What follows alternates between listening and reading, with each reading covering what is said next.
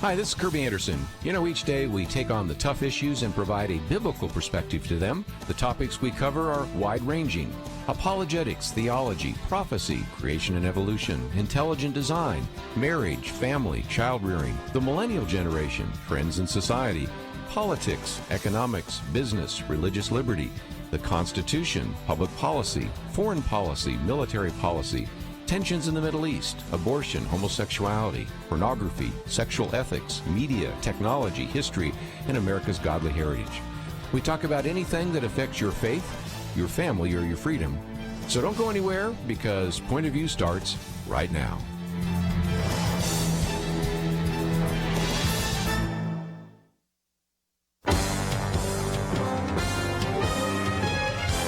Across America, live. This is Point of View.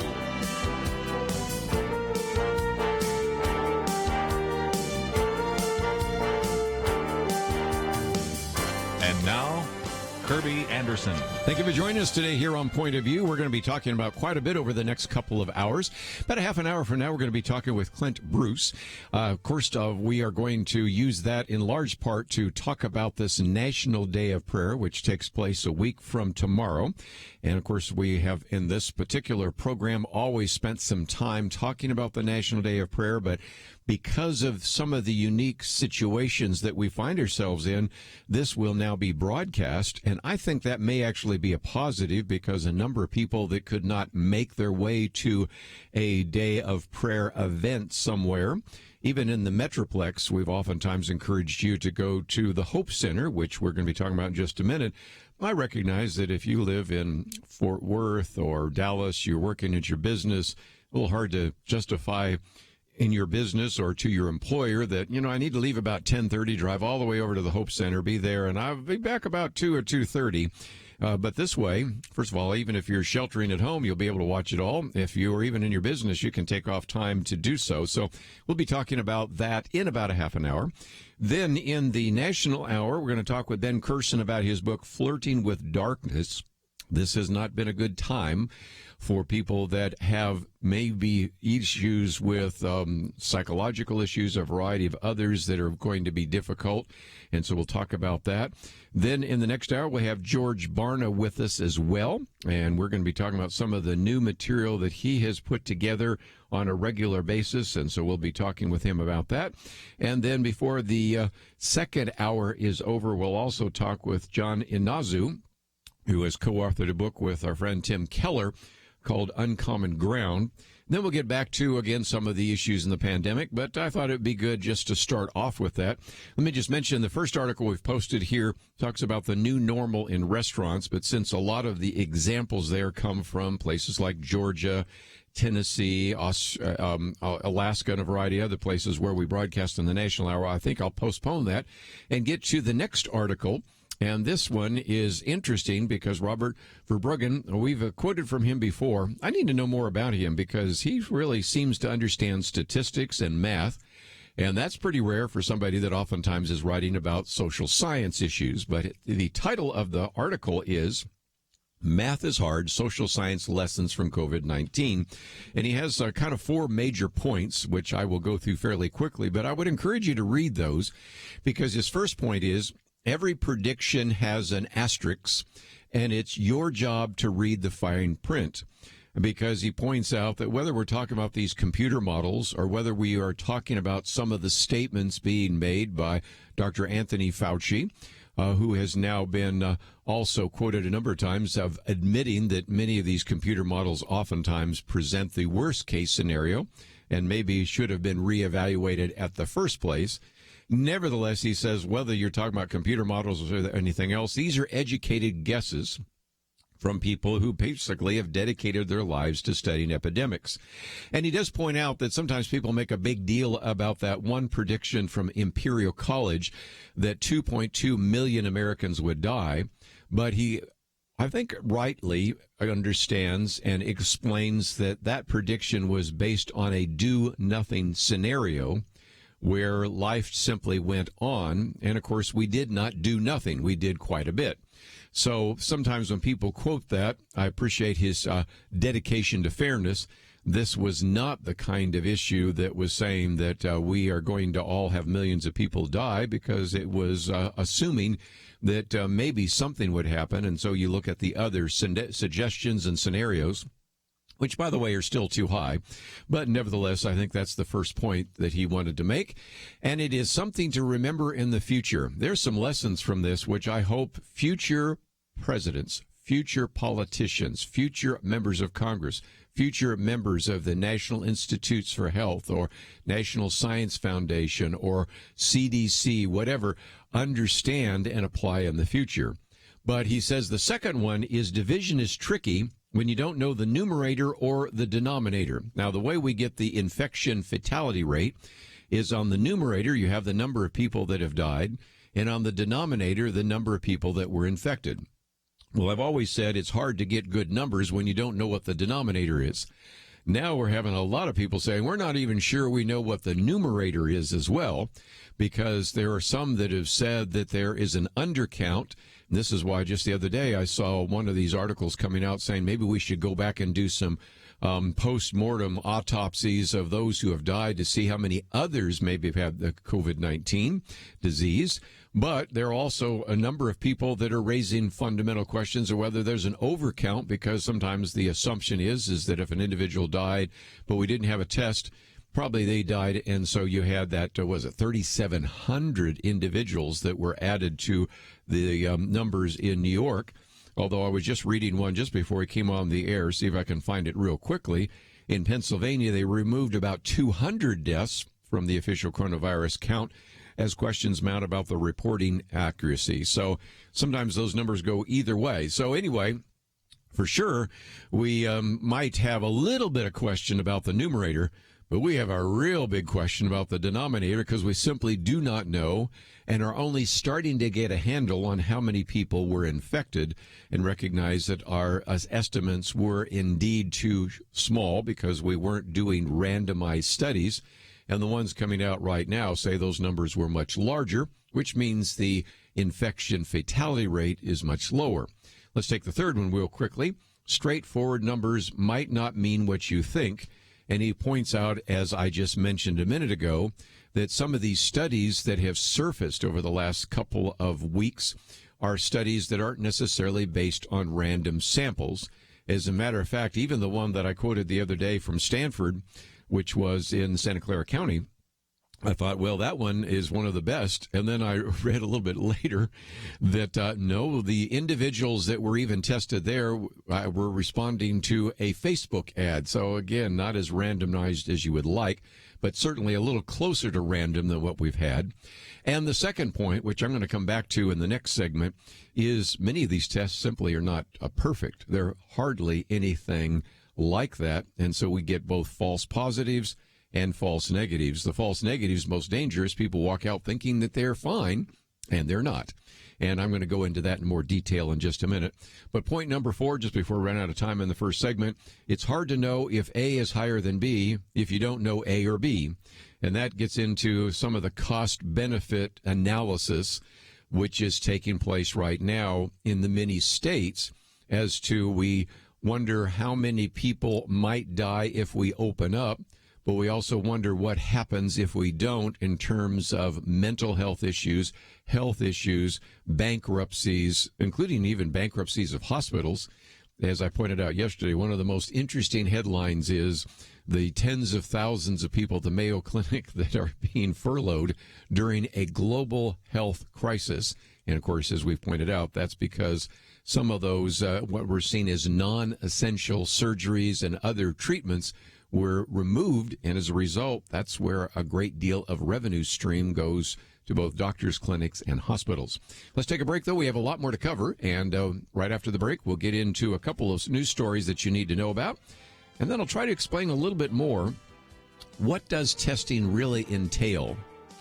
Pretty complex. We'll talk about that right after this.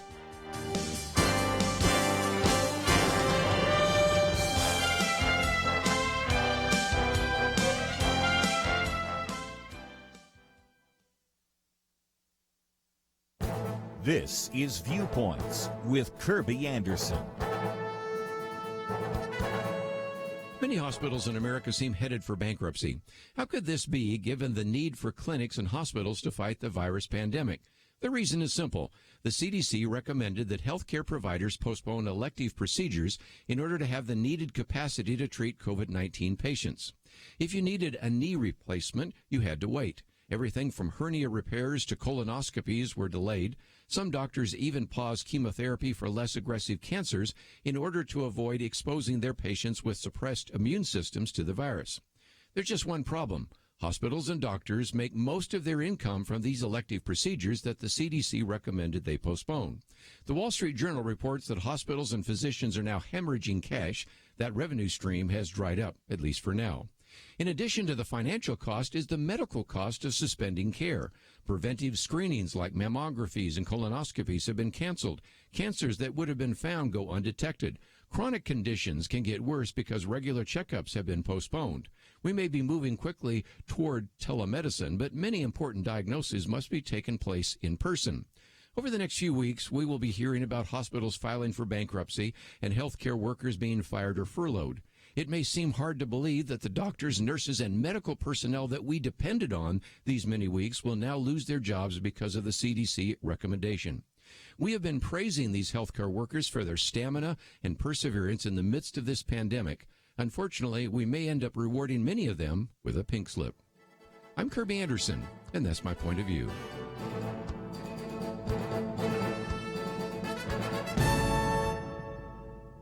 Take Kerby and the Point of View team with you on the go with the Point of View app. Search for Point of View Radio at the Apple or Google Play stores.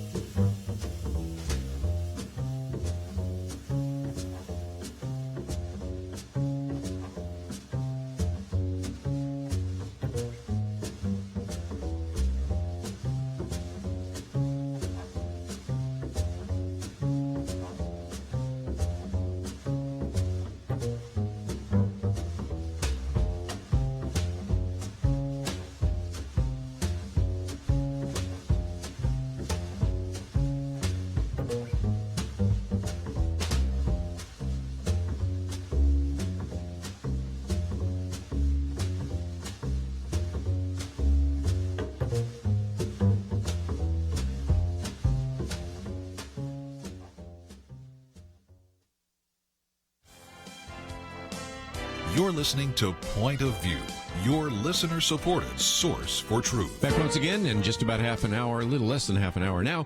We'll have Clint Bruce with us. We'll be talking about the National Day of Prayer, Hold Fast, as well as Carry the Load, and a couple of other things that I think you'll want to hear about. Let me just give you a couple of real short stories here that we've covered before, and I just thought we would mention again.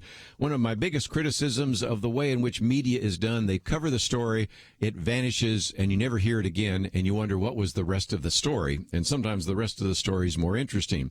This one came out today in the Wall Street Journal. It doesn't tell us anything we hadn't talked about last week here on Point of View, but the title of the piece is Coronavirus Relief Often Pays Workers More Than Work.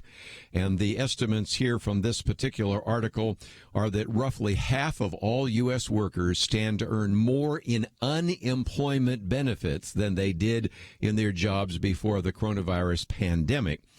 Shut down swaths of the U.S. economy, a result of government relief that employers say is complicating plans to reopen businesses. We talked about this the other day. I gave you some very concrete examples out of the state of Washington, out of Oregon. But now they're estimating almost half of those individuals would actually make more by sitting home. And the reason for that is that, indeed, an additional $600 of unemployment benefits are added to the state benefits. And so I ran the numbers for you as a result.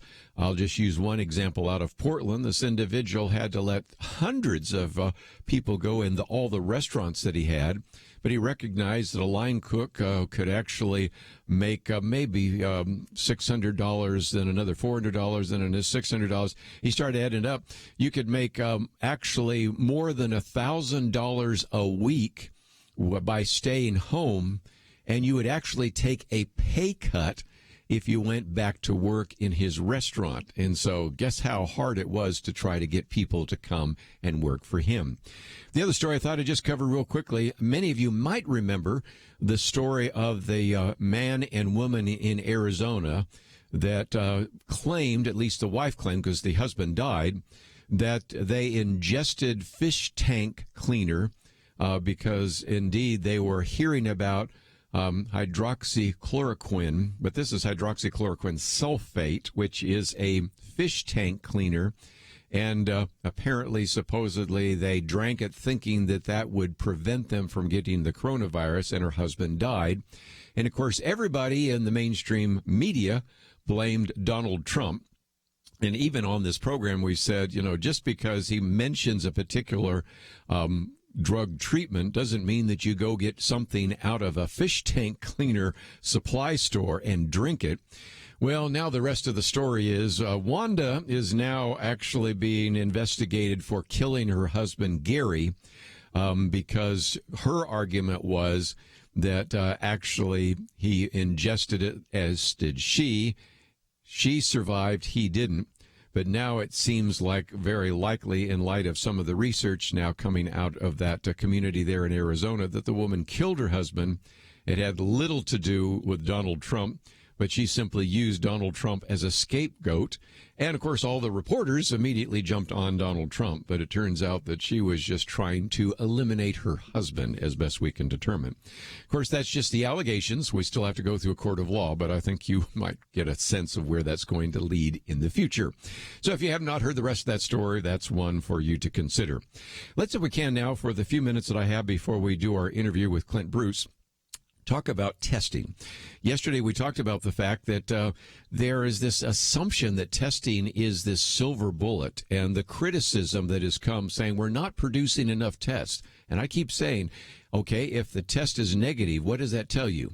Really not very much. It tells you that either that person does not have the virus or the person has the virus, but they have not produced enough antibodies. So it really doesn't tell you a great deal unless you test over a long period of time, which isn't going to happen. If the person tests positive, what does that tell you? Well, it tells you either that they had the virus and they developed enough antibodies to post positive there, or that they are in the process of dealing with the virus. And again, you say, well, then if indeed they test positive, that means they won't get the virus again. No, that's not true. We now see pretty good evidence to suggest that individuals that maybe got the coronavirus could get it again. And we have examples coming out of a number of countries in that regard. So again, the argument is being made, we need more tests. And Jim Garrett puts it this way: everybody and their brother keeps emphasizing that this country needs a lot more testing for the coronavirus, but has anyone walked through what the logistical hurdles and complications are?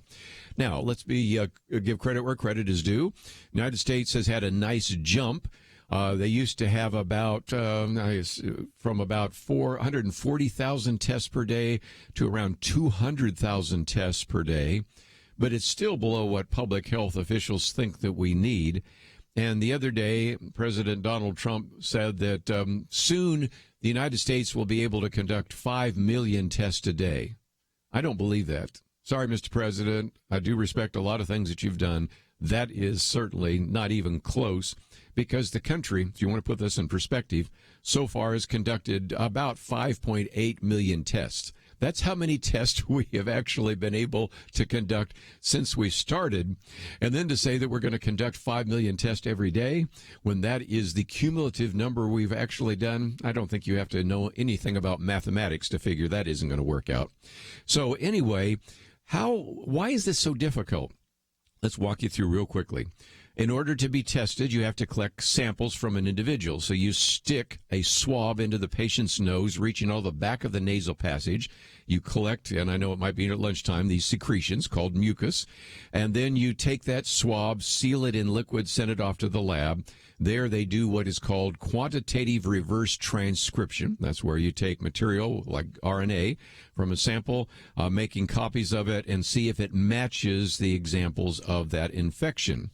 Now, the problem is that the easiest test to produce are the hardest to administer and vice versa. The simpler the test to administer, the tougher it is to produce. So that's another real difficulty, because you might have heard now about, for example, we have those tests that we've been hearing about from the president, and to give credit to where credit is due, Abbott Laboratories. But that requires a so-called fast test. You have to swab the individual's nasal passage. Then you have to swirl the specimen around in an open container with liquids. And you can just imagine how that could spread just right at that moment, the highly contagious virus into the air. So even doing that, you definitely want that done by people that have shields, masks, gloves, and know what they're doing. Or even by taking the test, you could infect yourself. You see the point? Then, once you've done the test, let's just check this one out. I quoted from the Cleveland Clinic the other day. They tested 239 known positive samples using the Abbott rapid test, and the test came back positive 85% of the time. What does that mean? That means that 15% of the people who walk in and get tested walk out and think that they do not have the coronavirus. You see the problem with that one. And so then you have, of course, problems with distribution. And we're not just talking about producing the test. We also have to produce, if you think about this, if we want to try to produce millions of tests every day, and I don't think we're ever going to get to 5 million a day, but if we do, again, Yankee ingenuity. But you need the swabs. And so the government had to use the Defense Protection and Production Act to get swabs produced enough. And then you have to have all the chemicals, all the reagents, and all of those. And again, there was some question, as we've talked about on this program before, whether the supply chain for some of those chemicals are produced in China. Now, the argument that has been made by some of the labs is, yes, many of those are produced in China, but we do have chemical reagents that also come from smaller U.S. suppliers. But I'm just trying to give you a sense that this idea that why aren't we getting more samples out there? Why aren't we getting more tests out there? Why aren't more people being tested? The other day, the Senate Minority Leader Chuck Schumer was so critical of the president. And there are times when sometimes the president makes some statements like that we're going to have 5 million tests a day that maybe deserve some criticism. But if you start looking at what it takes to produce these tests, to get enough swabs, to get enough chemicals, and then to make sure that if you're using certain tests, you have expert individuals, professionals administering it so that you don't end up passing the coronavirus on to somebody taking the test, you can begin to understand a little bit of the hurdles that we have to jump through in order to make that work. Probably more technical than some of you needed to know, but if nothing else, even if you don't understand all the technical aspects of that, it just helps you appreciate those people on the front lines, those healthcare workers, those lab technicians. Let's pray for them today and appreciate all they do to keep us safe. Let's take a break, though. We're going to come back and talk about this National Day of Prayer, an opportunity now. If you have a computer, you'll be able to participate with what is happening at the Hope Center. So we'll talk about that right after this.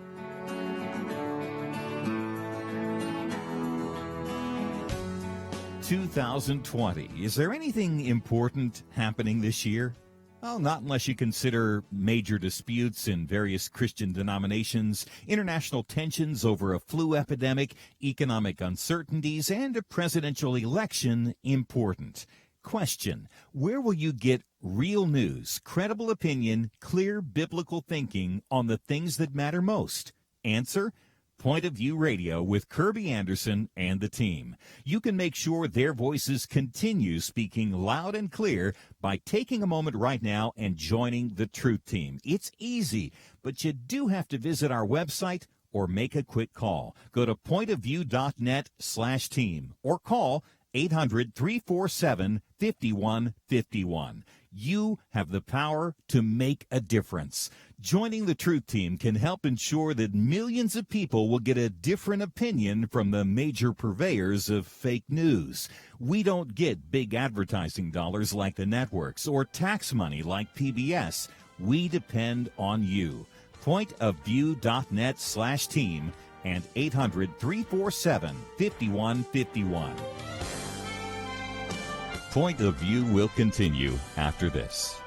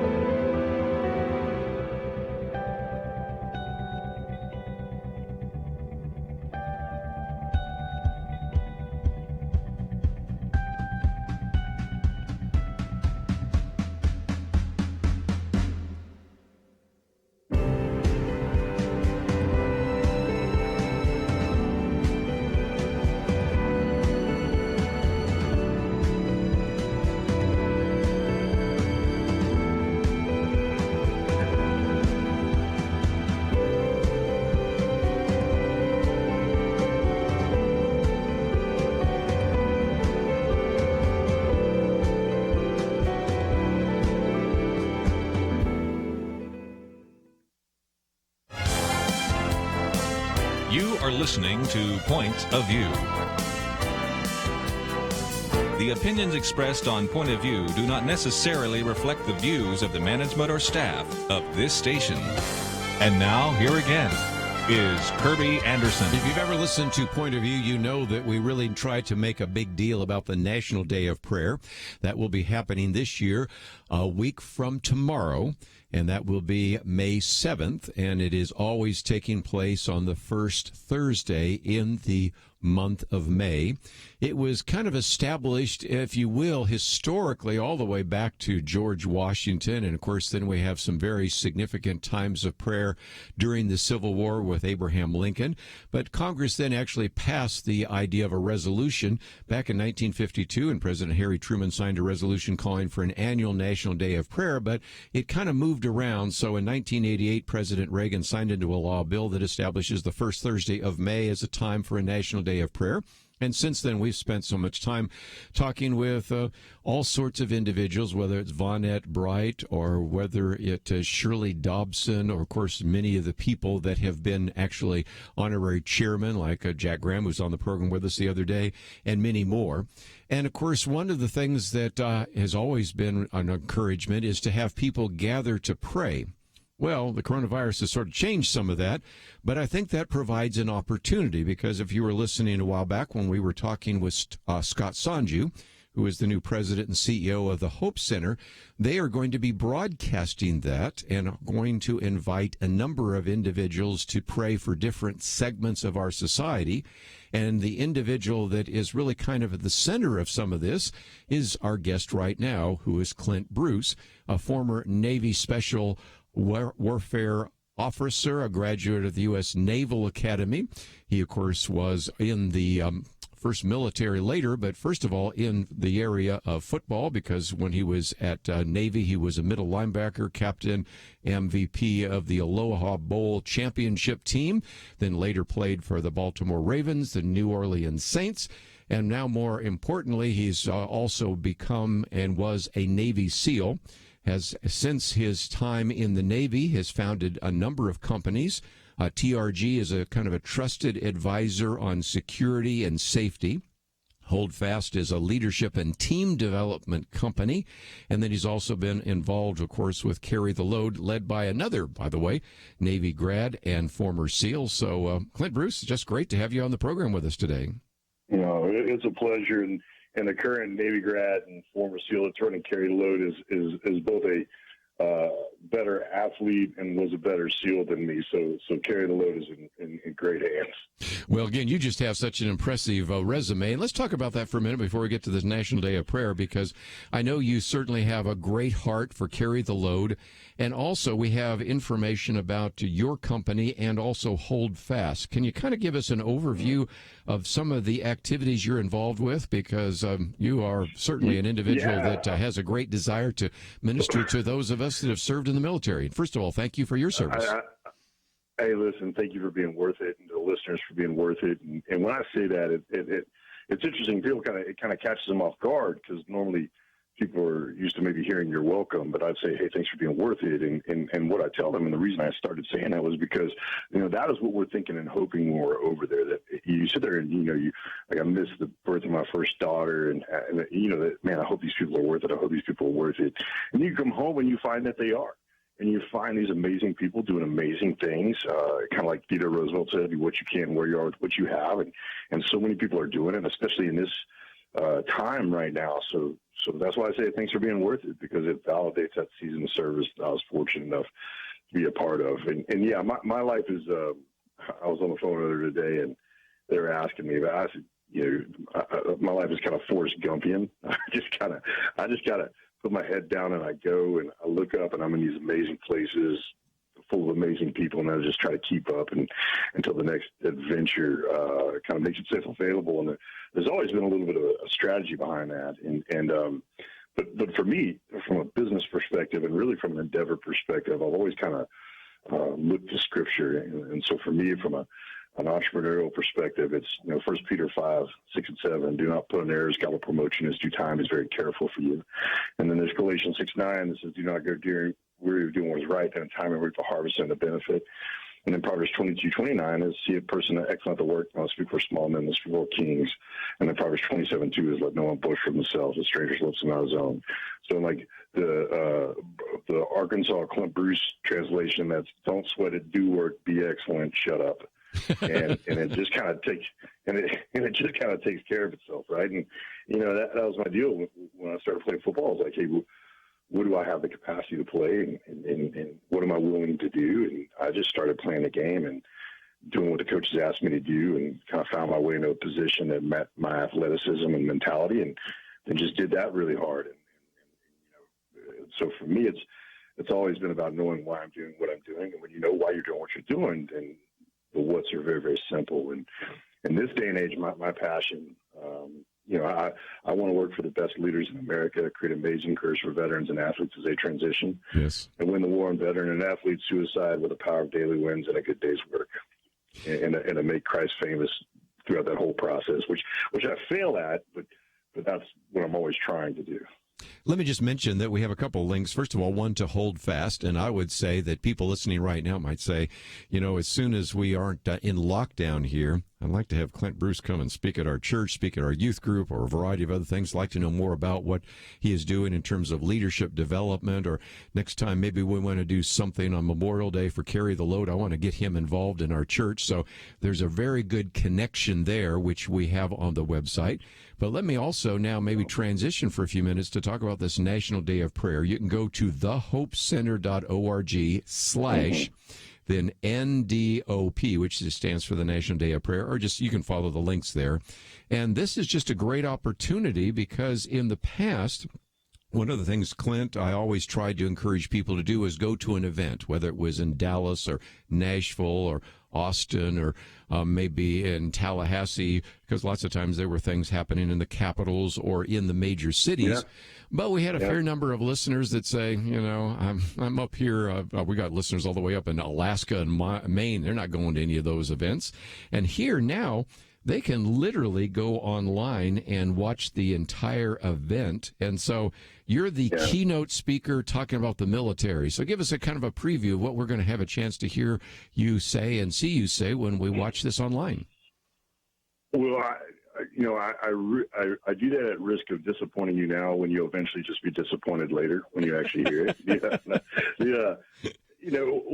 What I love talking about is really just examining this between influence and impact. And I think everybody who's praying is, so there's a presentation I give called Archers and Arrows, and it's, and again, about understanding the difference between influence and impact and kind of what we're supposed to be doing. And both of those are right. Neither of those are inherently wrong or right. It's just who you are. And I love looking at the Bible to find that. And you look at someone like a Jonathan and a David or a Daniel or a Joseph who are very much heroes. And then there's this peculiar personality in the Bible who I just love. And as I get older, I become more fascinated with, named Barzillai. Barzillai was this person that just equipped and enabled, David to do what David was uniquely gifted to do. And one of the things I really want to encourage people to do is just recognize they're fit, capable, and able to do amazing things. And I talk a little bit about the achieving average, which is a little bit of a play on words. And when I talk about being the achieving average, there's a myth of talent, and I think sometimes we don't do things because we think we're unfit to do those things. And I was a fifth string fullback at Brandenburg Middle School in the 8th grade in Garland, Texas, and which was interesting because there was only 3 other fullbacks. So I was like, I'm not a fifth string. There's only 3 other, but I love the game, and so my desire was just to find where I fit and do what I could until things grew, and so I get to. Because what I love, and I was sharing this with my daughters, is like, hey, listen, the Bible is either all true or not true at all. And if it's all true, then here's what it says: you're fearfully and wonderfully made. And for me, I don't talk a lot about missions, and I didn't do that much. I describe my SEAL experience as having done less than most and more than some. Right? But there was a particular thing we did, and when we got done, and it was very successful. The scripture that popped in my mind was Esther, 13:14, where it was Mordecai saying, hey, for a moment such as this, and all the listeners and everybody paying attention to this just needs to know that there is a moment in your life where you are built for a moment such as this, and who knows when that is, and be encouraged that you're fearfully, wonderfully made. And I just hate it when I watch people relegate themselves to the sidelines, thinking that there is this absence of talent that would make them fit and capable. But if you really look at the Bible, what's interesting about the Bible is a lot of times the most talented people are not the greatest success stories, right? You look at Saul, you look at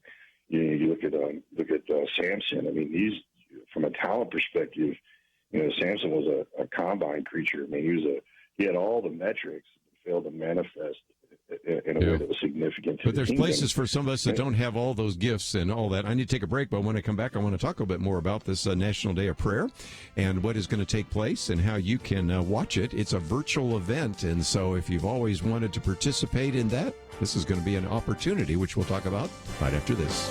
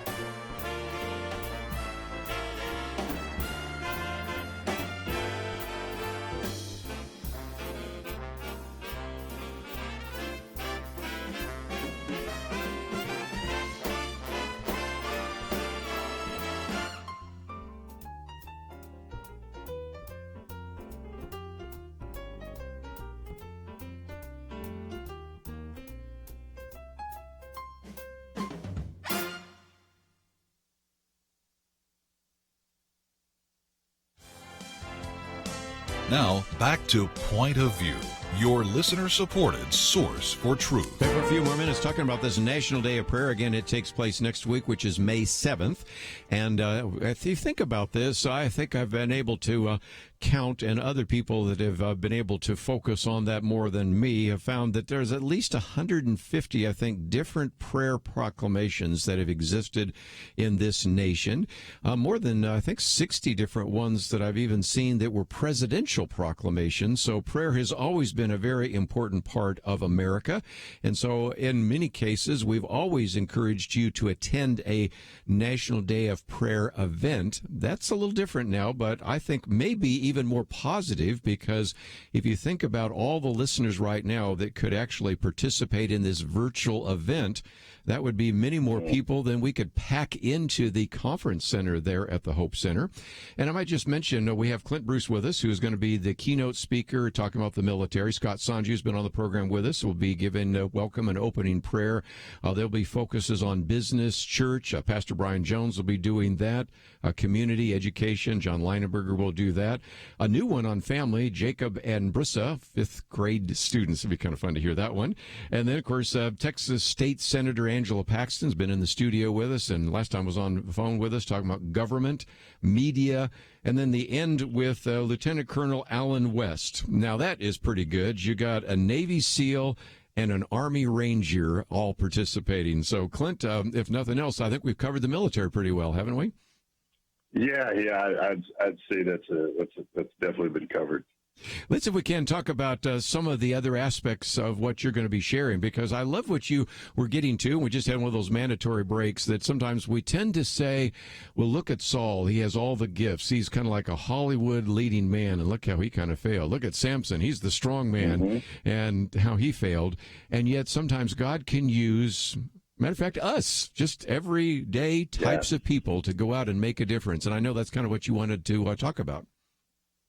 Yeah, and I would say it's more often than sometimes. I mean, it's being boasting in our weaknesses as strength, and so one of the things I always love doing is just encouraging people to be some heroic version of themselves. And like with my daughters, I tell them, like, hey, there's no, you're competing against yesterday's you. That's it, right? And that's how you make your creator proud, is you delight in what he created, and you deploy those gifts and abilities in ways that are remarkable. It's interesting for me, coming out of the special operations community and having been able to compete at a really high level athletically, that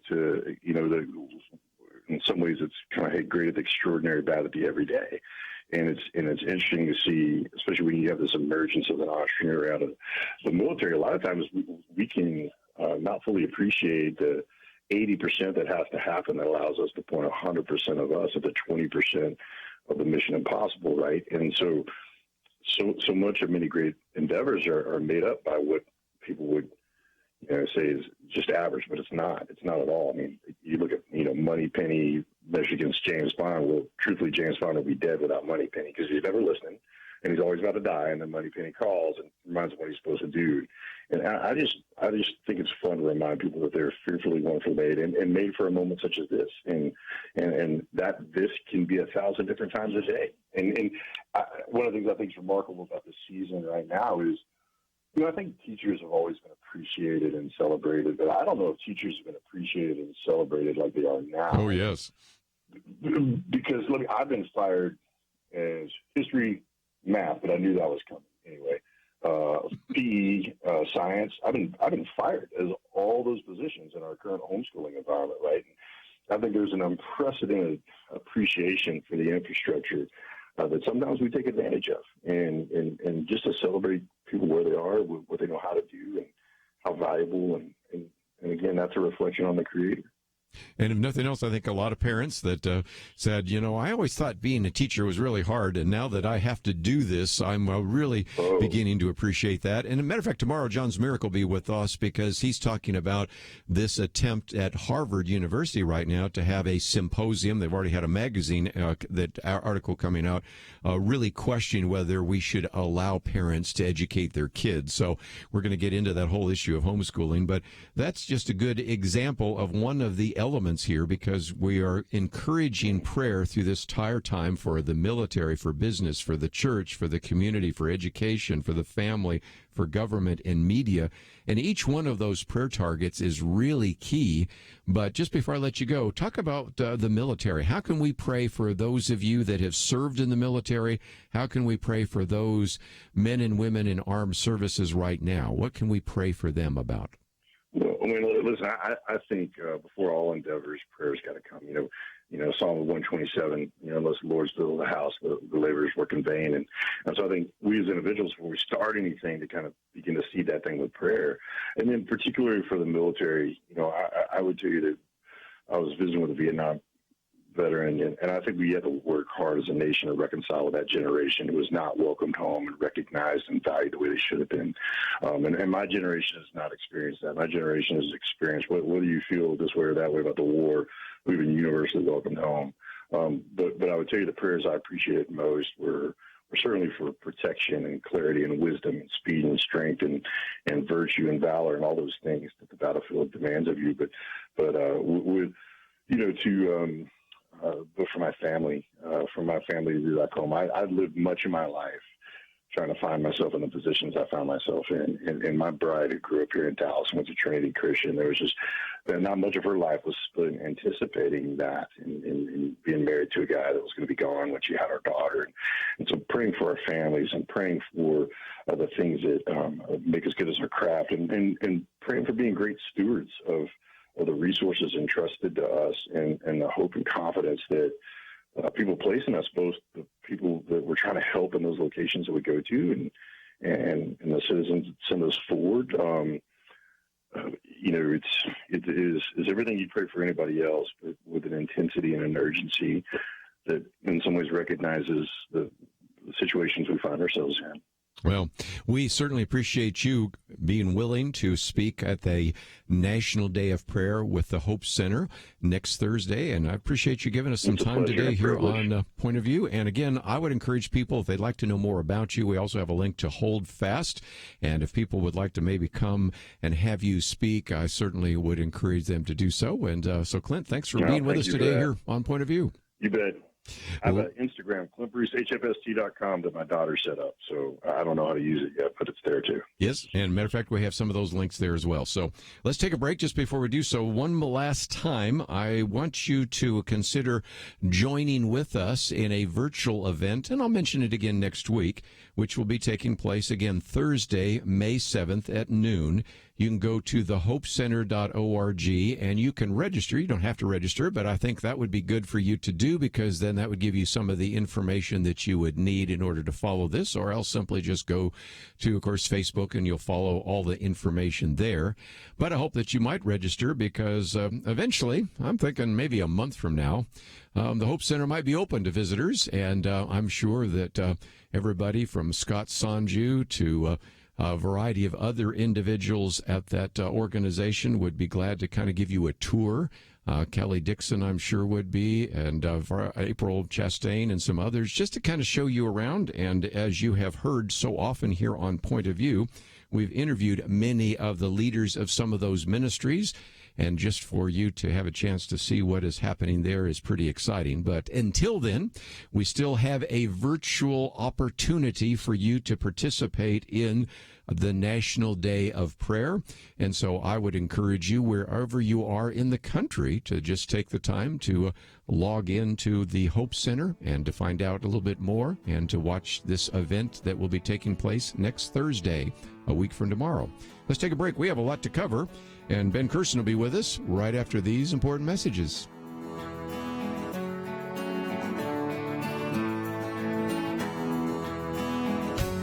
When you give to Point of View, does it make a difference? Jeremy Dies would tell you that it does. He grew up listening to Point of View in the back seat of his mom's car, and it helped to shape his thinking. I had parents that were able to sit across from me at the dinner table after we listened to Marlon Maddox and Kerby Anderson years ago and think through what the scriptures say about these issues of current significance in our lives. That's only possible because Point of View has come along and ministered into my life and made me who I am today. And here I am today defending religious liberty, partly because Marlon Maddox and Penn Dexter and Kerby Anderson were the ones that were pushing me towards all that. They taught me how to think through these issues. They didn't tell me what to think. They taught me how to think. Each gift you give will change lives. Not every Point of View listener will become a Jeremy, but if they listen for very long, they will be changed. And that will change how they impact and affect the lives of the people around them. So make that decision to change a life today. Join the Truth Team and boldly stand for truth in a world of lies, distortion, and information manipulation. Go to pointofview.net or call 1-800-347-5151. That's 1-800-347-5151. Point of View will continue after this.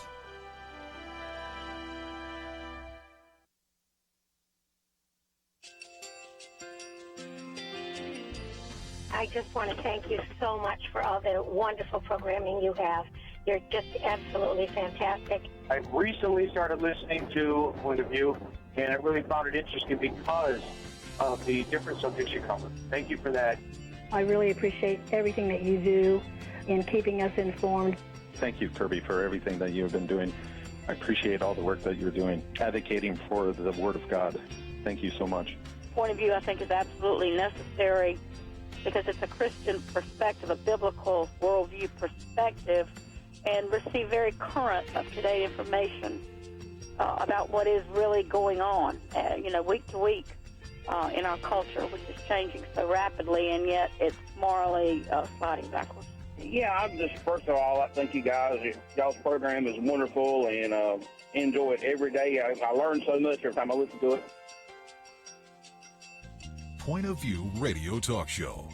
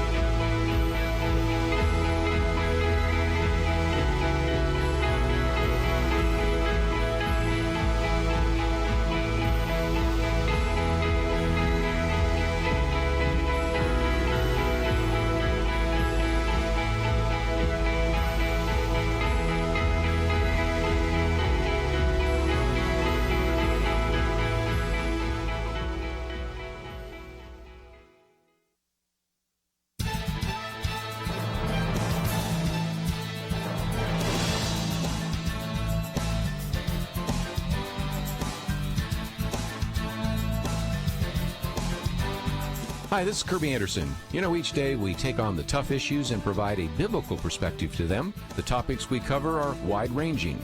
Apologetics, theology, prophecy, creation and evolution, intelligent design, marriage, family, child-rearing, the millennial generation, trends in society, politics, economics, business, religious liberty, the Constitution, public policy, foreign policy, military policy, tensions in the Middle East, abortion, homosexuality, pornography, sexual ethics, media, technology, history, and America's godly heritage. We talk about anything that affects your faith, your family, or your freedom. So don't go anywhere, because Point of View starts right now.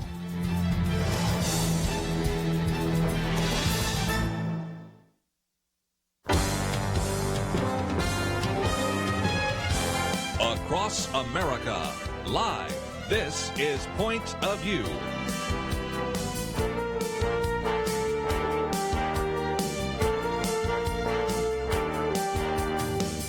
And now, Kerby Anderson. Thank you for joining us today on the Wednesday edition of Point of View.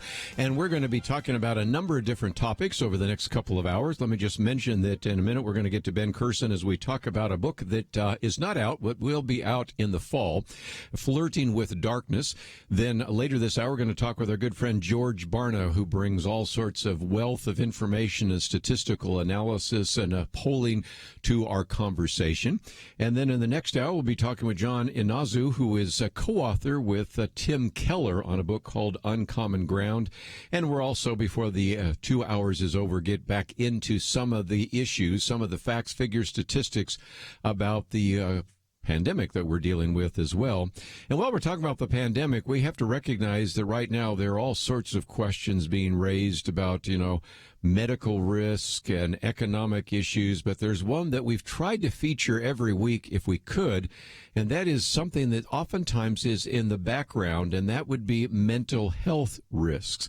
Because we recognize that, first of all, there have been quite a number of individuals that have already had some of these mental health issues, and then having individuals sheltering in place, that's certainly not positive.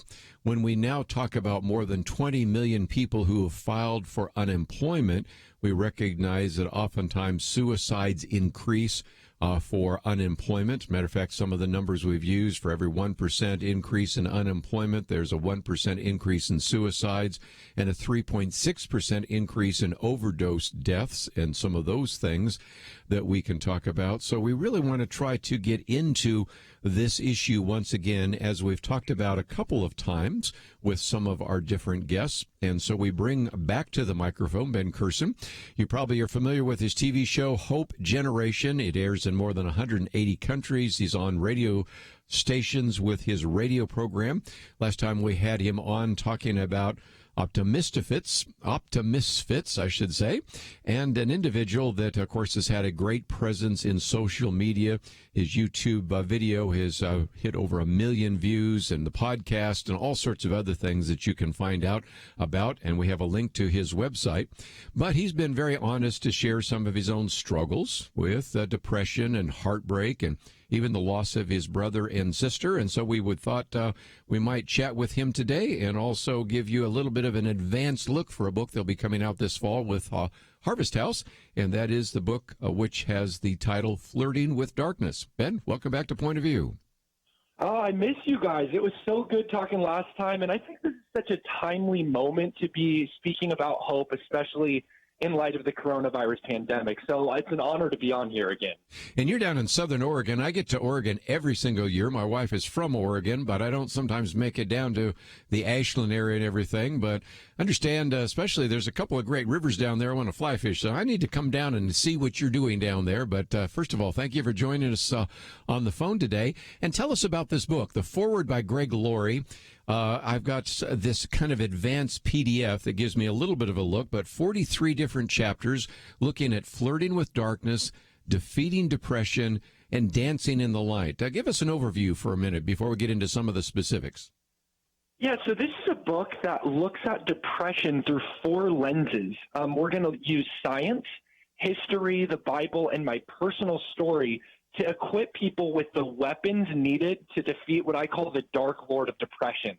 Because I think a lot of people think it's either a neurobiological battle or it's a spiritual battle. And in this book, I argue that it's actually both.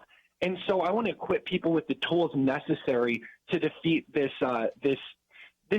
demon, this dark lord of depression in our life. So one of the things that God has used in my life to help defeat depression is the promises of God. And I talk about that in this book. There are over 3,500 promises in the Bible that can eclipse all of our problems, because really we need it right now. There are 800,000 suicides per year. Yes. People commit suicide once every 40 seconds globally, which is tragic. According to USA Today, there's 123 suicides per day in America alone. And in my age group in 2017, it was the second leading cause of death. So I want to be at the forefront in the pioneering stage of really defeating this thing. And so we give it all we got in this book. Well, I appreciate that, because I think it is a both and. There are some people that simply say, well, just give you a pill and everything's fine. And some people just say, if you just memorize a few more verses. It's both of those. And you really need to think through these issues.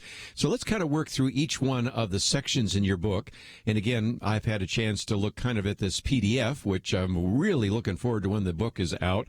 And let's just promise now that when the book is out, we'll give you, again, a national platform, because this is such an important issue. But Flirting with the Darkness, you kind of share your own story. You talk about kind of the shortest verse in the Bible, Jesus wept. You talk about this idea of the dark Lord. So fill in some of the gaps there, because this is something that we need as a body of Christ to address in a more significant way. And so I'm just thrilled that you have written about this.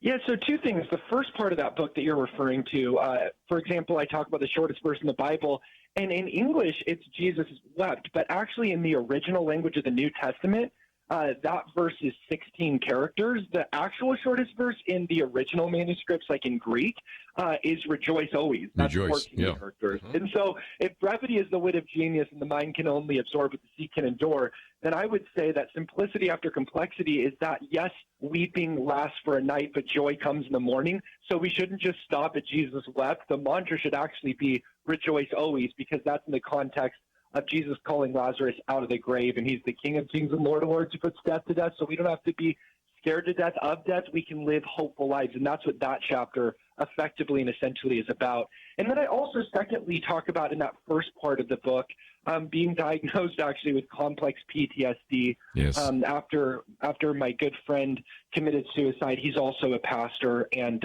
after my brother and sister dying and going through romantic heartbreak, and having a guy follow me around to protest my family ever since I was a kid, and now he follows me around. So, I mean, you go through stuff, and what I want to argue for in this book is that we will have our nightmares, but God has also given us dreams, and he helps us to overcome our nightmares because of those dreams.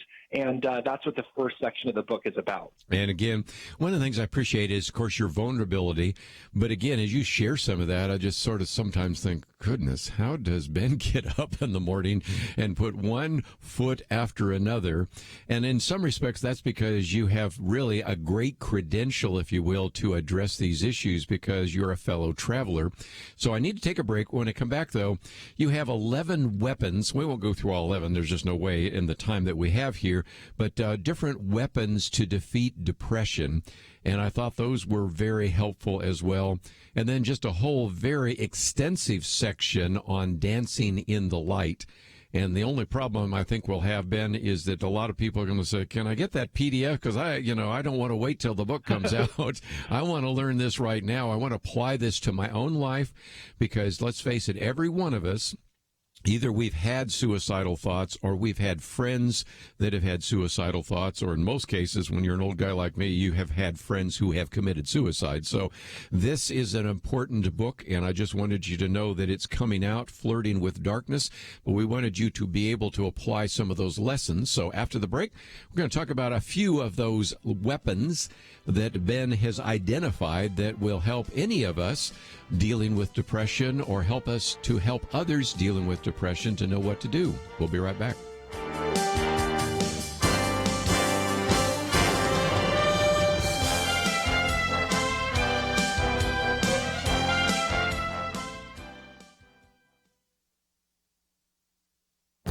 This is Viewpoints with Kerby Anderson. Many Many hospitals in America seem headed for bankruptcy. How could this be, given the need for clinics and hospitals to fight the virus pandemic? The reason is simple. The CDC recommended that healthcare providers postpone elective procedures in order to have the needed capacity to treat COVID-19 patients. If you needed a knee replacement, you had to wait. Everything from hernia repairs to colonoscopies were delayed. Some doctors even paused chemotherapy for less aggressive cancers in order to avoid exposing their patients with suppressed immune systems to the virus. There's just one problem. Hospitals and doctors make most of their income from these elective procedures that the CDC recommended they postpone. The Wall Street Journal reports that hospitals and physicians are now hemorrhaging cash. That revenue stream has dried up, at least for now. In addition to the financial cost is the medical cost of suspending care. Preventive screenings like mammographies and colonoscopies have been canceled. Cancers that would have been found go undetected.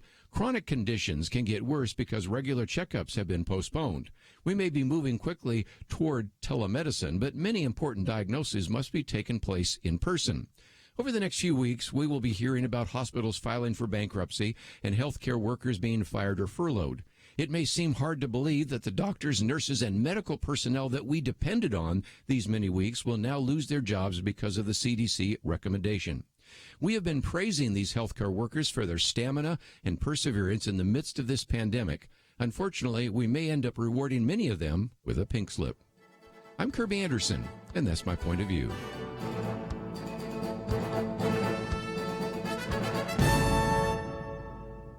Take Kerby and the Point of View team with you on the go with the Point of View app. Search for Point of View Radio at the Apple or Google Play stores.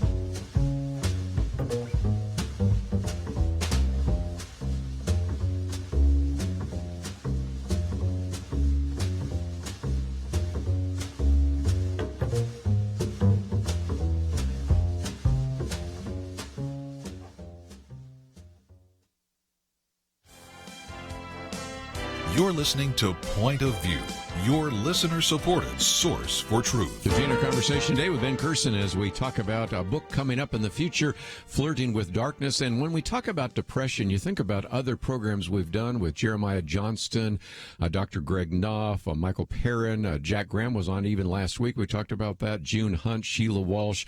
This is an issue that needs to be addressed by the church, and that's one of the reasons why I've tried to bring on healthcare professionals. I've tried to bring on pastors.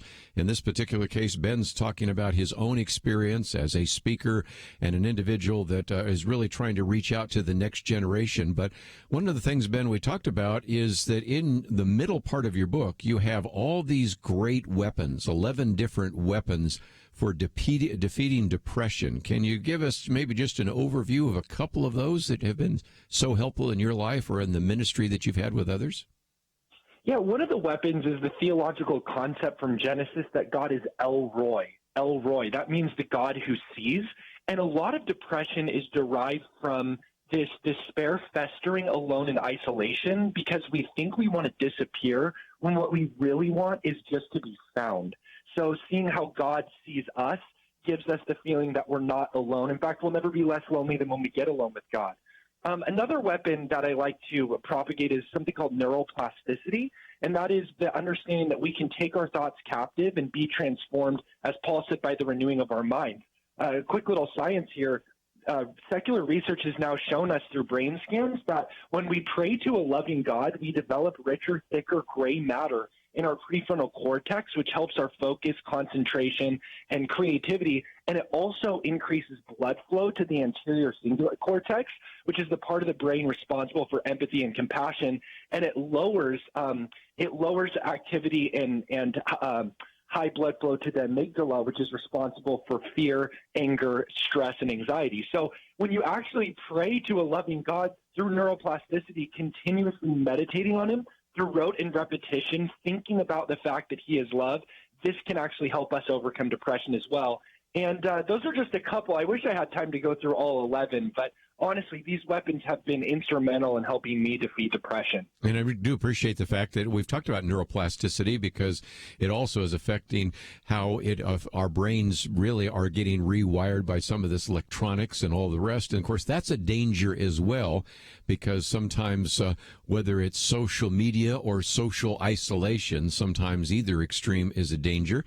And you have a whole chapter on endorphins and some other things. So it's taking, if you will, the best brain science, some of which we talked about on Monday with one of our guests, and putting it together with the things we're learning in Scripture, and those are really helpful.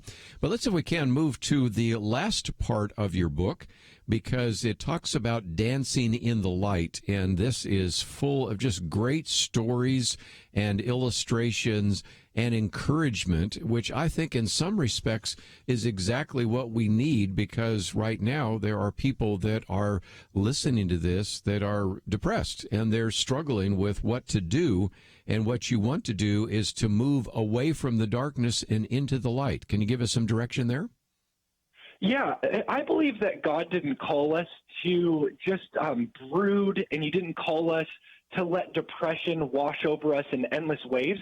Instead, I believe we have the power to dance in defiance of the dark. You know, for many years I went through depression because, first of all, I love like skateboarding and having fun with my friends. But I felt as a pastor, since I, gave my first message in third grade and began teaching regularly at 16 and became a pastor my senior year of high school at 18, like I thought I needed to be this super somber, serious, holy saint, and that I couldn't really have fun, but I had to be like extra somber. But the fact of the matter is, when I stopped presenting an image to the world that wasn't who I really am, then that began to create authenticity and dismantle cognitive dissonance and gave me a lot more hope. So one of the things I encourage people to do in this book is to not try to present an image to the world that isn't who you truly are, but be who God created you to be, as simple as that sounds. And the fact is, you were talking about social media earlier and social isolation. They're actually sometimes one and the same, because yes, they are. On social media, we're trying to present an image to the world that isn't who we really are. And this creates so much depression because we pick up our phone once every 6 minutes, 150 times per day. And the very technological outlet that was meant to connect us can actually occasion comparison amongst us. And therefore, far from connecting, we actually start to get more depressed, and we start to compare our behind the scenes with other people's highlight reels at unfair intervals. I'm watching other people party on their story while I'm stuck at a red light, and they're watching the best part of my day while they're bored doing homework and taking a break from homework, So I think that a lot of this can cause depression. And one of the things I want to encourage people to do is go on adventures with God, adventures with Squad, to realize that God has not destined us for despair, but he has empowered us to dance in defiance of the dark. And again, I might just say that I'm equally concerned about that, because it used to be that you would go into a restaurant. Remember when we used to go to restaurants? Anyway, go into a restaurant and see 4 millennials or even Generation Z all sitting at the table, all looking at their phones, and sometimes even sending texts back and forth instead of talking to each other.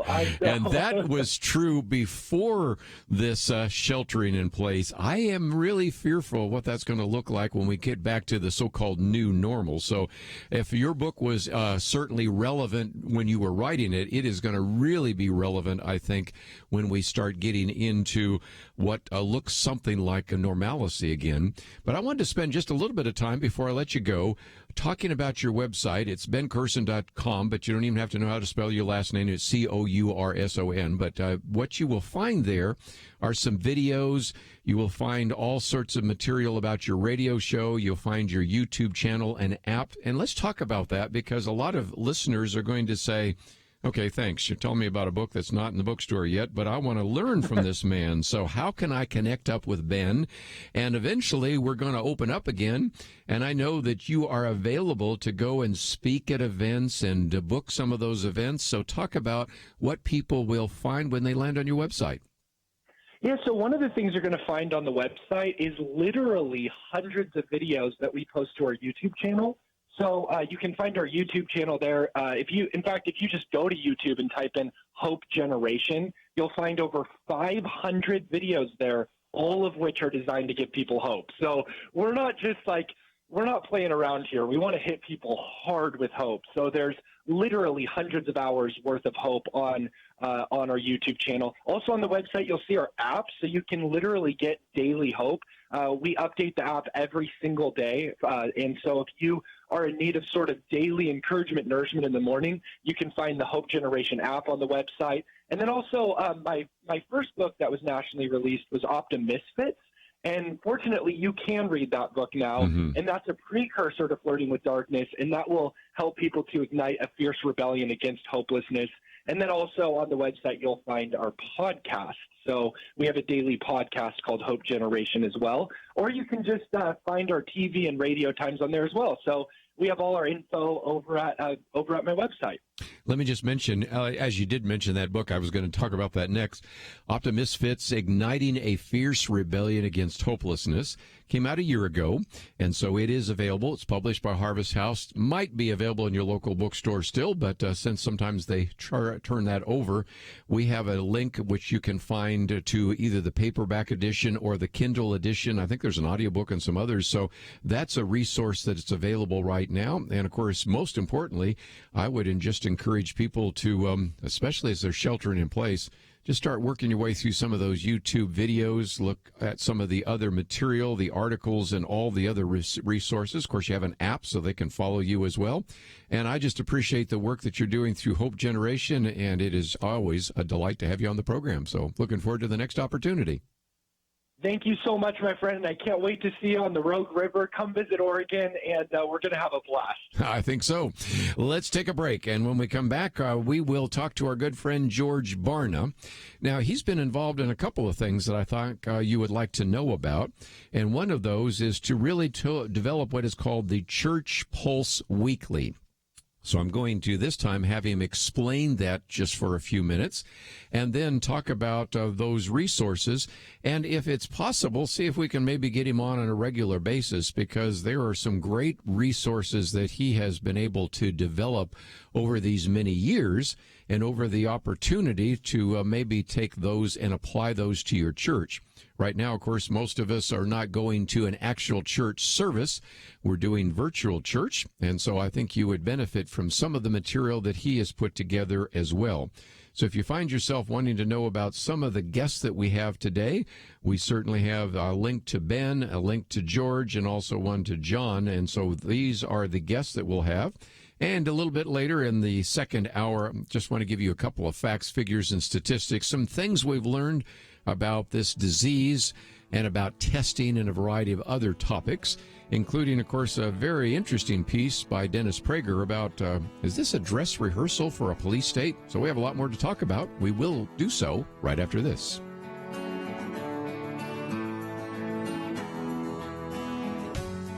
"2020. Is there anything important happening this year?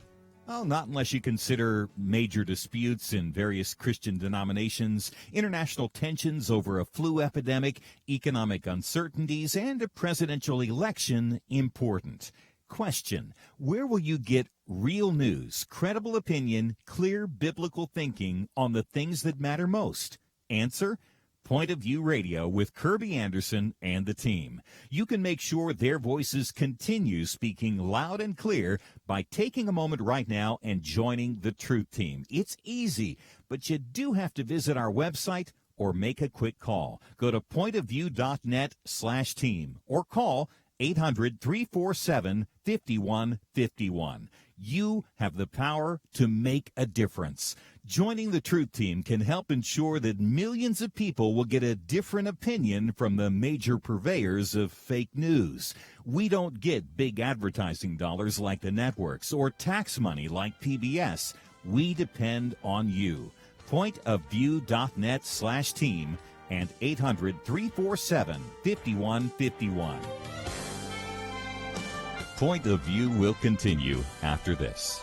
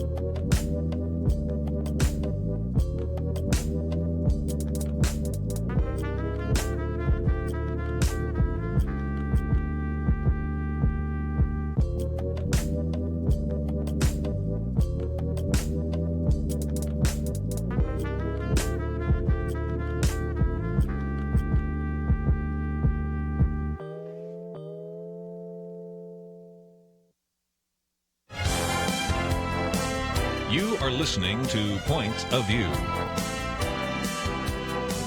The opinions expressed on Point of View do not necessarily reflect the views of the management or staff of this station. And now, here again is Kerby Anderson. This half hour, I want to spend some time really talking about how the church can navigate COVID-19 and what is happening there. And we really wanted to introduce this idea of the Church Pulse Weekly. So we got a lot to cover in this half hour. And to really help us understand what we'll be talking about, we go to our friend George Barna, who now is a professor at Arizona Christian University, also the president of the Cultural Research Center there at ACU. You know him best, of course, as the founder of the Barna Group and the research that has been doing all those years, and of course all the many books. I got a shelf full of George Barna books, and that is certainly the case. Also a fellow at the Townsend Institute, and we've of course talked with John Townsend and others as well. And of course the resources that I think you're going to want to take advantage of today at barna.com. We have a link on our website. And George Barna, always great to have you on the program with us. Thanks, Kerby. Good to be with you again. Let's, if we can, get a little bit of an update. I know that you're at Arizona Christian University. I suspect you, like everyone else, is finding that this whole coronavirus has changed everything in terms of higher education. But give us some background on what you have been doing at the university and also at this Cultural Research Center. Yeah, well, my primary activities at the university are related to the research. The Arizona Christian University's distinctive really is that it focuses all teaching, all classes, all subjects on being seen through a biblical worldview lens. And so no matter what your major is, every class you get is going to be taught from that perspective. And so the first thing that I did at the Cultural Research Center was to convene the faculty, and we talked through how do we measure how well we're doing at that. So we created an inventory where every year, every student that attends Arizona Christian takes the inventory, and we assess how well are we doing at improving the biblical worldview of students. And then we took that same test and have done that in a shortened version with the general population across the country to figure out how is America doing with that. And this is a pretty extensive survey. We want to figure that out in terms of worldview of Americans. And then in addition to that, we're also looking at what's going on in the rest of the culture, the intersection of faith and culture in terms of those entities of culture that really influence who people become and how they live. And so we're continually doing those kinds of surveys as well and trying to release those to the public so that we have a clear understanding not only where the country is, but where it's going and what we may need to do to change things if we don't like the particular trajectory that we're on. Sure. One of the projects which relates, I think, to this is the State of the Church project, State of the Church 2020, and we have a link there so people can follow that. But a lot of great resources. There's a podcast, there's a church toolkit. So talk about some of the things that are there and some of the things you've discovered. Yeah, that's all information that's coming from the Barna Group, which I sold more than a decade ago. Sure. And so David Kinnaman has continued to run the company. We had worked together for years, and then he manages it now, and they're doing a lot of great research on a variety of topics, again, trying to help people see the totality of how a person's faith needs to be implemented into every dimension of their life. And so they're looking at family. They're looking at relationships. They're looking at employment and how your faith fits into the marketplace, all kinds of issues that they're putting reports and newsletters out about. Yes, and part of that is this idea of the Church Pulse Weekly. So what are those resources available? Again, that's something that the Barna Group puts out, and since I sold the company, I don't really have anything to do with that, other than, like everybody else, I read those. So like everyone else, I go to Barna.com and check out what they're discovering. Okay, very good. Well, let's get back to some of the things that you're finding out from these students and comparing it to the country, because if nothing else, we've always benefited from you looking at this idea of what a Christian worldview is, how many people have a Christian worldview, and it does seem to me that we have seen a steady decline. But what have you found exactly? Yeah, well, as you know, Kirby, because we've been going back and forth for years about this particular topic. Back in the early 90s is when I first started measuring it. And at that time, we estimated that somewhere around 12% of the adult population had a biblical worldview. And, I mean, we were alarmed, rightly so, that the number was so low back then. The current measure that we're doing with this American Worldview Inventory indicates that about 6% of adults today have a biblical worldview. And if we were to look at those numbers more carefully, perhaps, for instance, by generation or by age group, we would see that the numbers are probably going to continue to decline, although you might think, wow, they can't get too much lower. But we know, for instance, among people 50 or older, 9% have a biblical worldview. Among those in their 30s and 40s, it drops almost in half to just 5%. And among those in their late teens and throughout their 20s, it drops by more than half again, down to just 2% with those who are 18 to 29 years of age.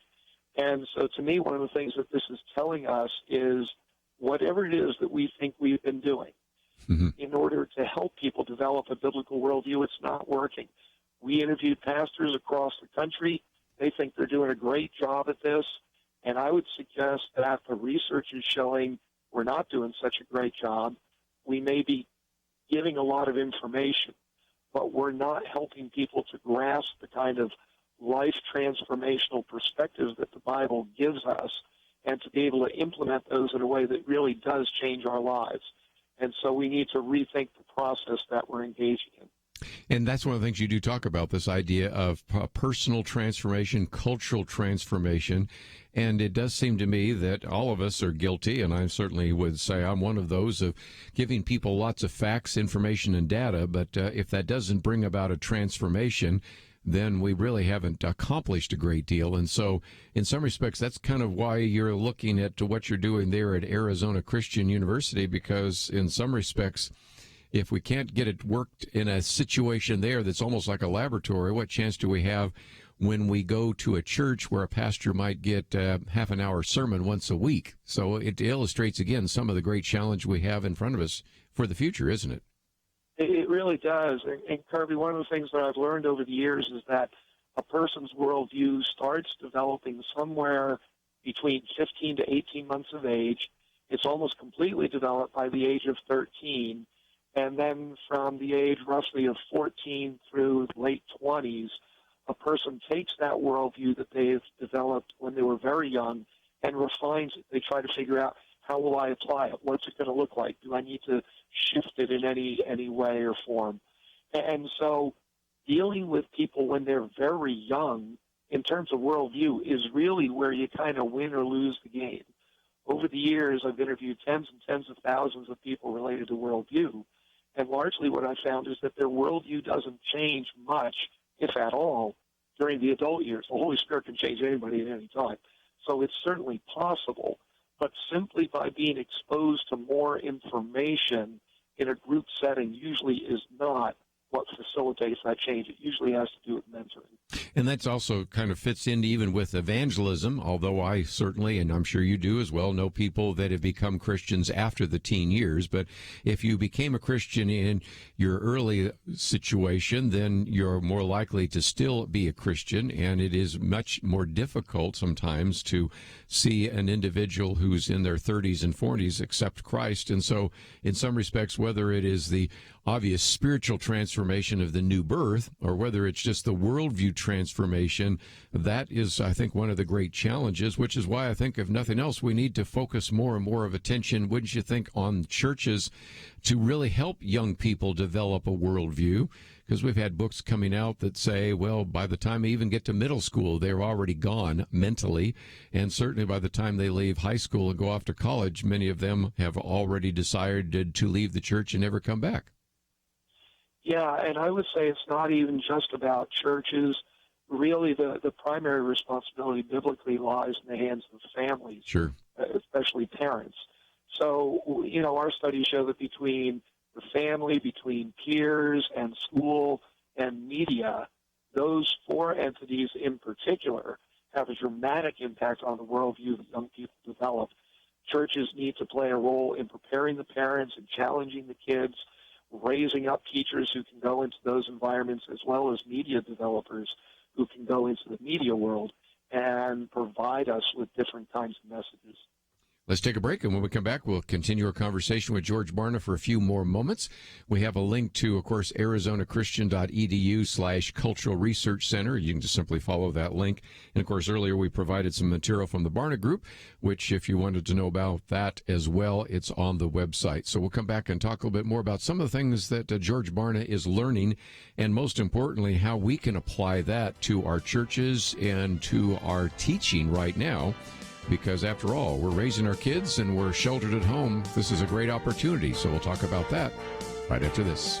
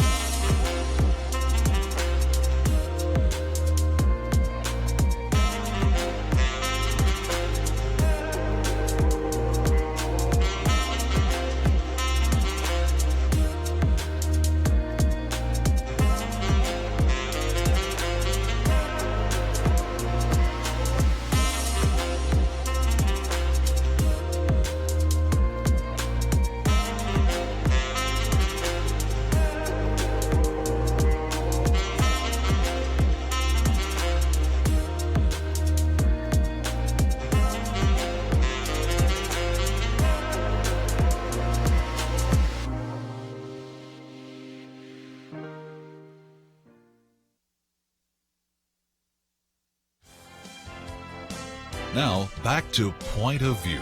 your listener-supported source for truth. George Barna with us for a few more minutes. By the way, if you'd like to ask a question, 1-800-351-1212. Certainly want to give you that opportunity if you have a question, or else sit back and learn a little bit more. And George, you were talking about something that is really relevant to the fact that now even parents that maybe weren't that involved in their children's education all of a sudden find themselves quite involved.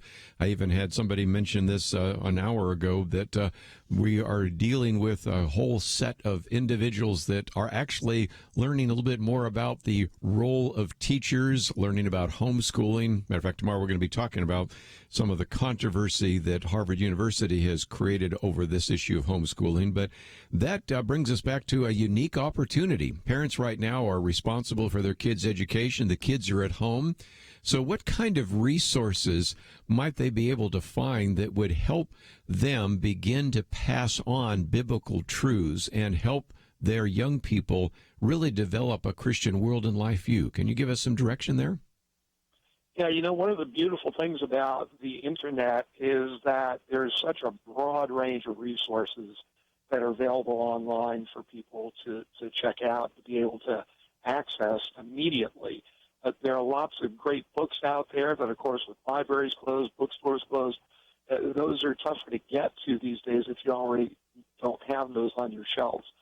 So I would say, being able to go online, looking up organizations, ministries that really help people to develop a biblical way of thinking, a biblical worldview to implement, not just into our beliefs, but also into our lifestyles, our behavior. This is a great time to be doing that, for parents to recognize while they have this chance, they can be learning maybe with their children for the first time, together for the first time. They're learning these kinds of things. Our research showed that today, among parents of children between the ages of 5 and 13, only 5% have a biblical worldview.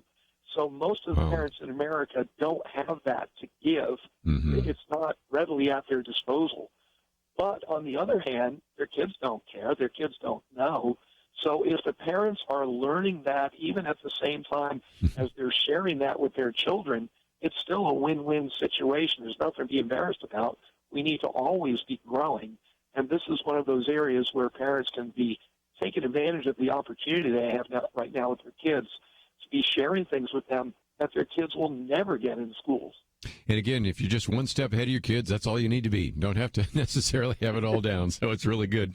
Let me for just a minute, because I'd be remiss if we didn't talk about the political area a little bit and the pastors and the churches and all the rest. And some of this pulls from your book, A U-Turn and America at the Crossroads and the Day Christians Changed America and some of that, because you have studied in the past the various individuals in the churches that have said, we are in an election season, and certainly there are all sorts of political issues flying around, and they always are there, but especially during an election year, that is the case.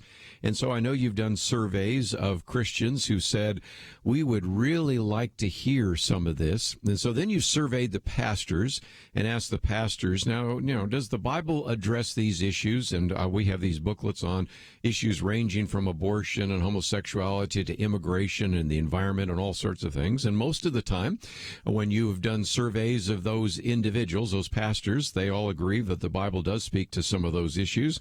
And then you ask the really important question, have you preached on that in the last year? And it doesn't seem like that is what is taking place. So speak to that, because during this election year, this is really an important time, and it's always an important time to develop a Christian world and life view. And yet sometimes these very important issues that the congregation wants to know about aren't really being addressed from the pulpit or even in the Sunday school classes. Yeah, it's a true story. And more specifically, we found that more than 90% of the pastors of theologically conservative churches said, yes, the Bible speaks directly to the issues of the day. The Bible's always relevant to our lives. But then when we pose 13 specific issues to them that are the top issues that are being discussed in political campaigns across the country, and said, will you help your people understand these issues?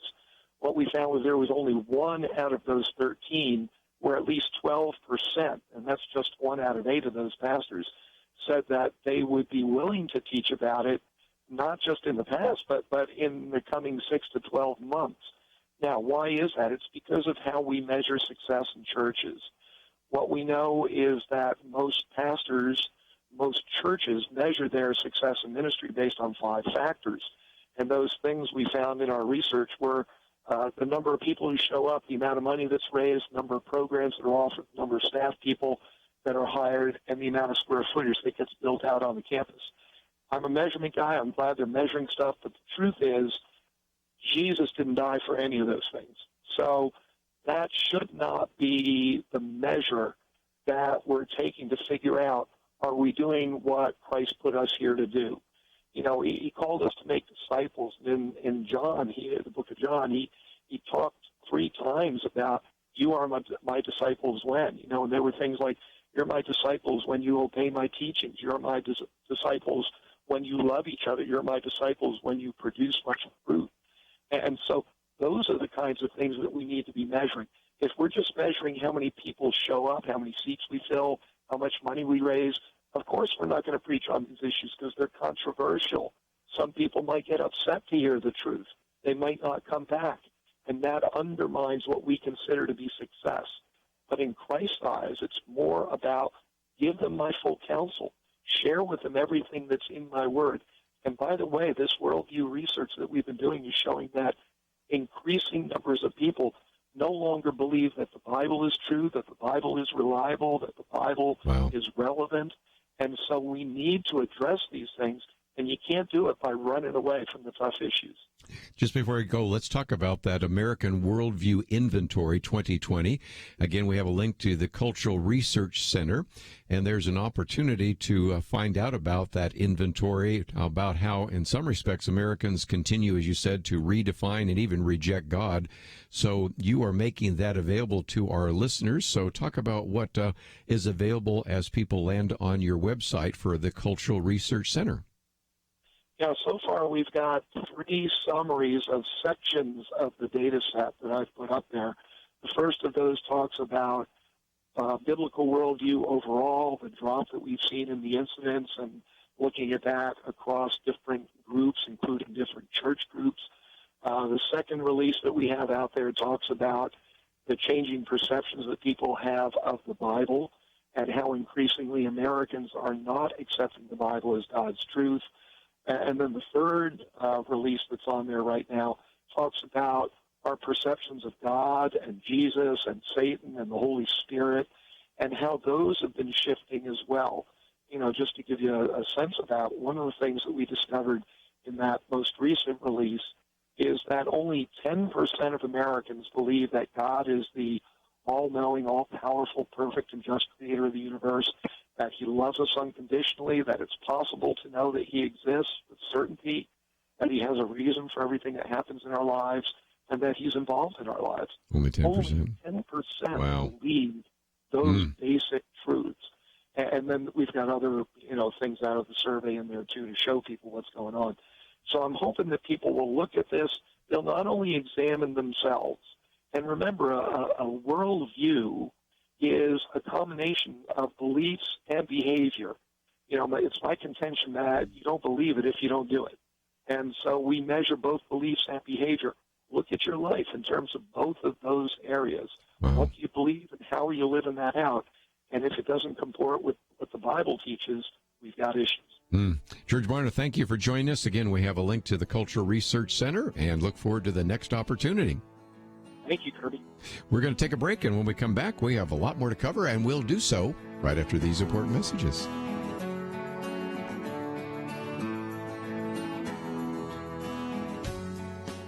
Having civil conversations about important issues seems to be harder and harder. Various media outlets tell people what they should believe, why they should be outraged, and getting people to actually think, well, it can be difficult. Whether it's the gospel, tax issues, social policy, or just about anything else, you need to have solid information and clear thinking to address the hard issues. You need God's truth applied. And that's what you get in less than 2 minutes with Point of View's Viewpoints Commentary, a daily resource to help you be informed and think through the things we need to be talking about. It is free and will arrive in your inbox each day when you visit pointofview.net/signup. Sometimes we know we should say something, but we're silent because we're not quite sure what to say. Viewpoints Commentary can help you break the silence and change the narrative. It can make you a more equipped agent for truth. Get your free subscription to the Viewpoints Commentary at pointofview.net/signup. pointofview.net/signup. Point of View will continue after this.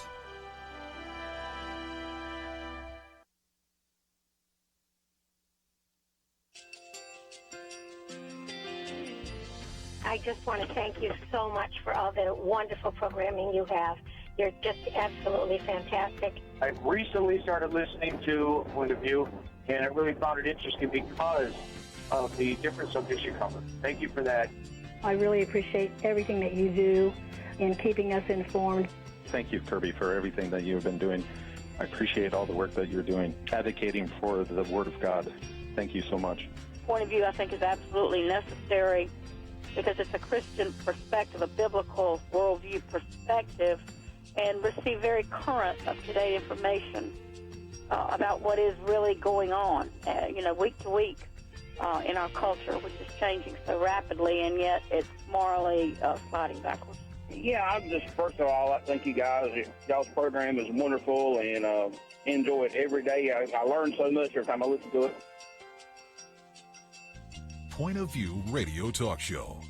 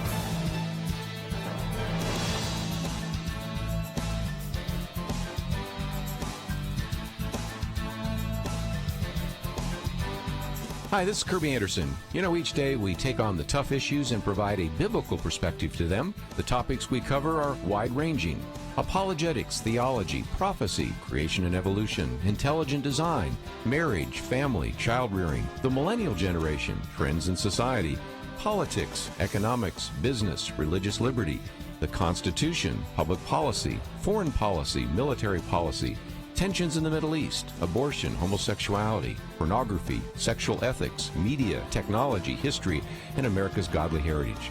We talk about anything that affects your faith, your family, or your freedom. So don't go anywhere, because Point of View continues right now.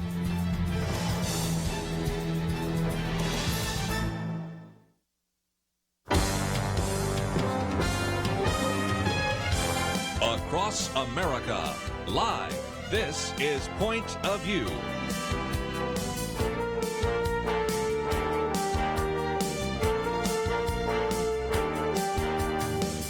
And now, Kerby Anderson. You know, if you listen to this program any length of time, you know that we've talked about being in a politicized culture. As a matter of fact, I have a booklet on that even talks about civility. This little booklet we wrote a while back on a biblical view of campus unrest. A lot of it was based on the interview we did with Jonathan Haidt on the coddling of the American mind and how sometimes people attribute to you various kinds of values and issues, especially if you're not part of their tribe. So we've always had sort of a question about how do we engage as Christians the culture. And so I thought this new book that has just come out would be very helpful to us, because it really talks about the uncommon ground, living faithfully in a world of difference. It is published by Thomas Nelson, and it is written by Timothy Keller and Dr. John Inazu. And John is with us today. I might just mention that he is the professor of law and religion at Washington University in St. Louis, teaches criminal law, religion, and law, as well as various First Amendment courses.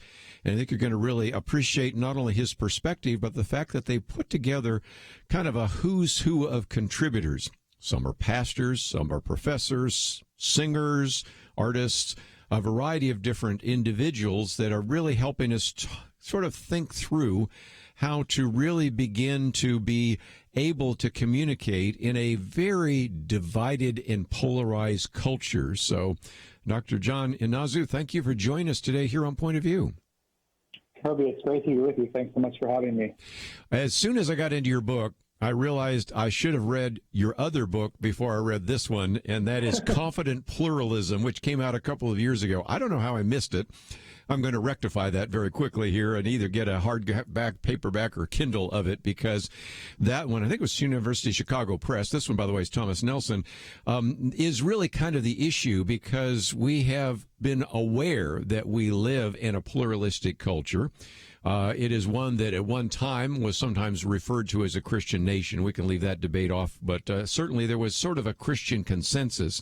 But today, when we try to make our case for whatever the issue might be, not just the contentious cases like abortion or homosexuality or whatever, but even if you express an opinion about something seemingly as innocuous as law or government or rights or civil disobedience, you just run into a firestorm. And so one of the reasons that you and Pastor Timothy Keller put this together was just to maybe see if we could learn from other individuals in their spheres of influence how they could build that bridge. Tell us more, if you might.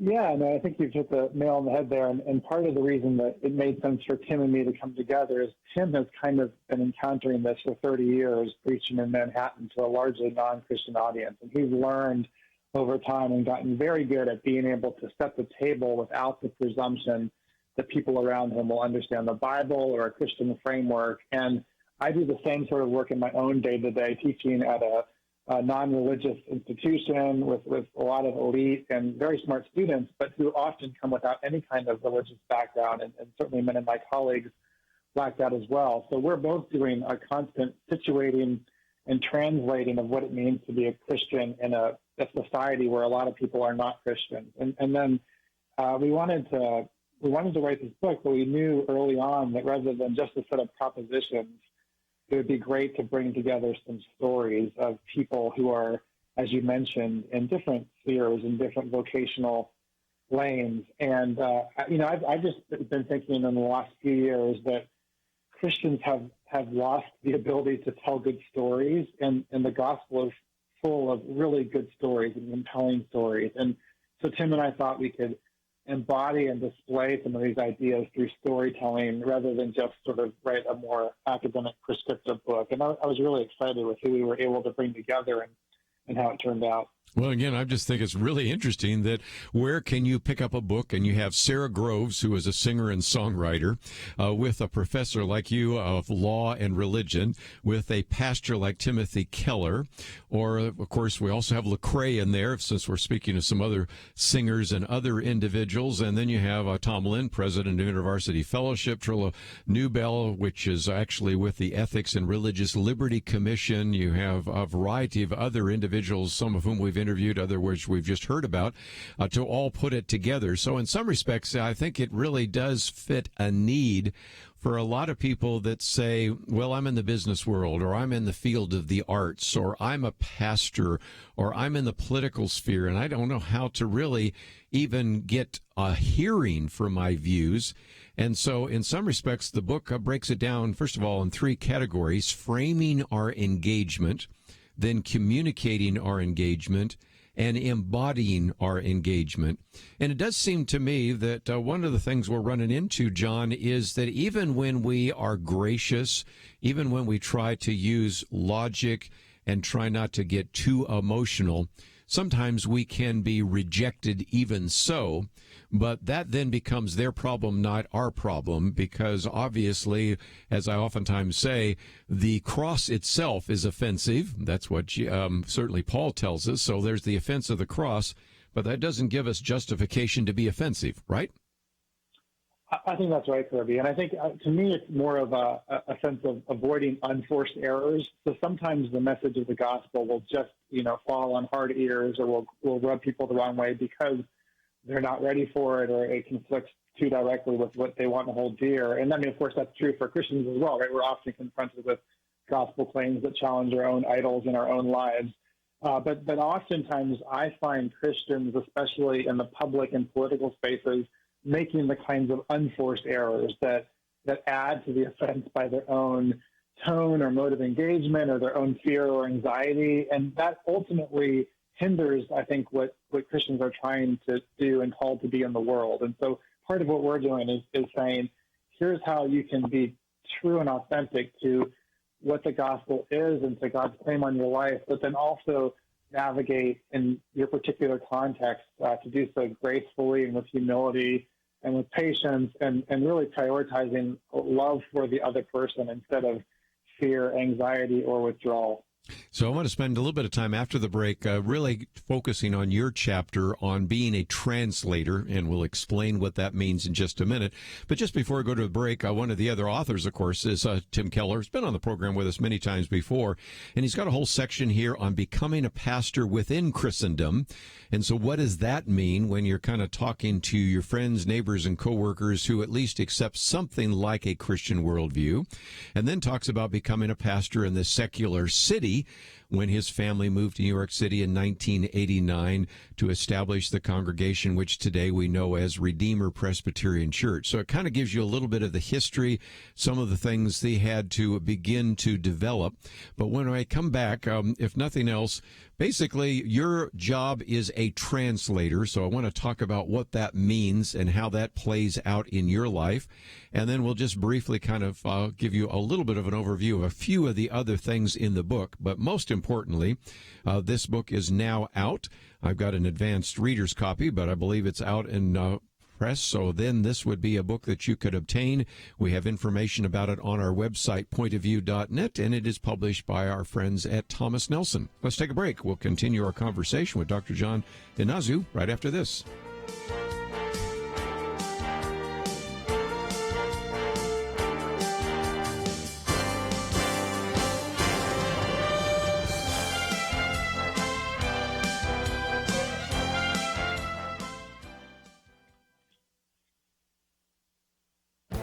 This is Viewpoints with Kerby Anderson.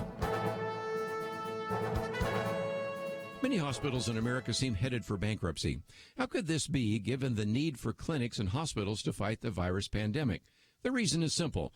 The CDC recommended that healthcare providers postpone elective procedures in order to have the needed capacity to treat COVID-19 patients. If you needed a knee replacement, you had to wait. Everything from hernia repairs to colonoscopies were delayed. Some doctors even paused chemotherapy for less aggressive cancers in order to avoid exposing their patients with suppressed immune systems to the virus. There's just one problem. Hospitals and doctors make most of their income from these elective procedures that the CDC recommended they postpone. The Wall Street Journal reports that hospitals and physicians are now hemorrhaging cash. That revenue stream has dried up, at least for now. In addition to the financial cost is the medical cost of suspending care. Preventive screenings like mammographies and colonoscopies have been canceled. Cancers that would have been found go undetected. Chronic conditions can get worse because regular checkups have been postponed. We may be moving quickly toward telemedicine, but many important diagnoses must be taken place in person. Over the next few weeks, we will be hearing about hospitals filing for bankruptcy and healthcare workers being fired or furloughed. It may seem hard to believe that the doctors, nurses, and medical personnel that we depended on these many weeks will now lose their jobs because of the CDC recommendation. We have been praising these healthcare workers for their stamina and perseverance in the midst of this pandemic.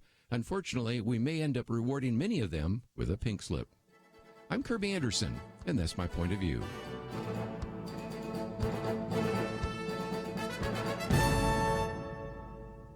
Take Kerby and the Point of View team with you on the go with the Point of View app. Search for Point of View Radio at the Apple or Google Play stores.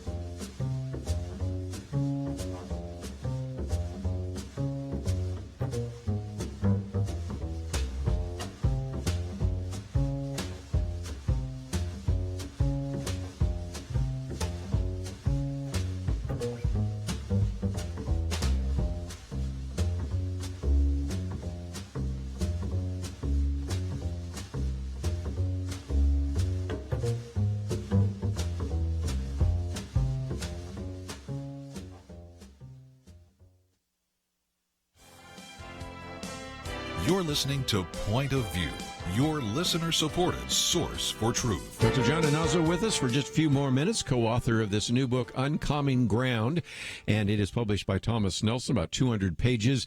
And some of the other sections are, for example, the pastor, the adventurer, the entrepreneur, the songwriter, the storyteller, the caregiver, the bridge builder, but one of those is the translator.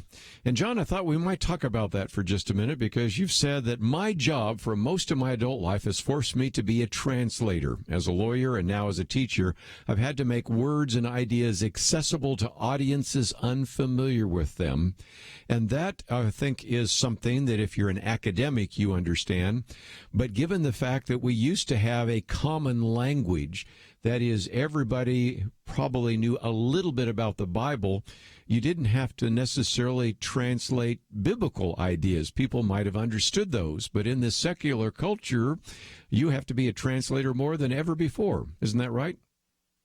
I think there's certainly been a shift. And, one way I think about it is we need to put on kind of the mindset of a global missionary in the 1980s, and then realize the mission field has now come to us in all kinds of ways. And when you think about sort of how, when we prepare for missions and learning a new culture and a new environment, there'd be lots of study and care of who the people are and what the languages they speak and what those concepts mean. And it's really, in some ways, no different here. I mean, it feels more familiar because people maybe look like us and may speak the same version of our language, but they might mean very different things. And so we have to prepare in the same way for that process of translation. And part of that means knowing our audience really well. And again, that's, I think, part of what you've had to deal with. You talk about as a lawyer, sometimes you had to find words or metaphors or analogies to maybe explain the expertise of an engineer or something of that nature. And like you said, if we go to a foreign culture, we already recognize that if you're going to be a missionary, you need to learn a different language. You need to understand the culture. But here, this culture in some respects has changed because people don't necessarily have the same common culture that we have. And so because of that, we have more of a pluralistic and even what you refer to as a less accommodating culture. So this is, in a sense, calling for us to really think about being missionaries even in our own country, if that makes any sense to some of the people that are listening right now. Yeah, no, I think that's part of it. And part of it, too, is being honest and having a bit of humility with our own understanding and realizing that sometimes it's hardest to translate what is most natural to you and what you know best, because it's so almost second nature to you that you expect other people to just get it. And it turns out that the getting it takes a lot of work. I was thinking as you were talking about Russell Moore's book, Onward, from a few years ago, where he recounts the story about someone being perplexed by his sexual ethics. And he says, if you think that's crazy, I believe that, a man is coming back down from the heavens riding a horse at the end of time. And, so, when you think about what the Christian story is, it's kind of the all-in story where this is either completely crazy and implausible, or it's the meaning of the entire universe. And Christians hold to the latter understanding, but it shouldn't surprise us that many, many people will not intuit that or will take some time to understand it. You're not necessarily an outsider, but you do, at least in your chapter, talk about that because you're half Japanese. So in some respects, you feel like you're both an insider and an outsider to, for example, white culture and white churches. And in some respects, that's helpful. Sometimes a person that comes from another country to the United States will ask a question like, why do you say that? Or why do you do that? Or why is that a very important cultural value? And I'm thinking, well, I didn't even think about it. So there is a sense in which that two-footed immersion you talk about has been helpful for you to kind of understand as well how to translate some of this to the rest of the world. True? I think that's right. As I say in the chapter, I'm someone who was very much formed by what I describe as white evangelical culture. I was raised a military kid, and then I myself was in the military, formed by Young Life and InterVarsity. And so I have a great indebtedness to a lot of that culture. But there's also a part of me that, especially in recent years, has started to question and wonder, it turns out that the picture of Jesus I saw in Sunday school with long brown hair and bright blue eyes is not who Jesus was, and that actual representation makes Jesus sometimes harder to excess if you're outside of a certain cultural baseline. And people like Lecrae and others have helped me see this better. But because my own formation was so much embedded in a particular cultural context, I just took it all for granted. And so part of sort of stepping almost more to the outside in recent years has helped me see some of the benefits, but also some of the real challenges of that baseline.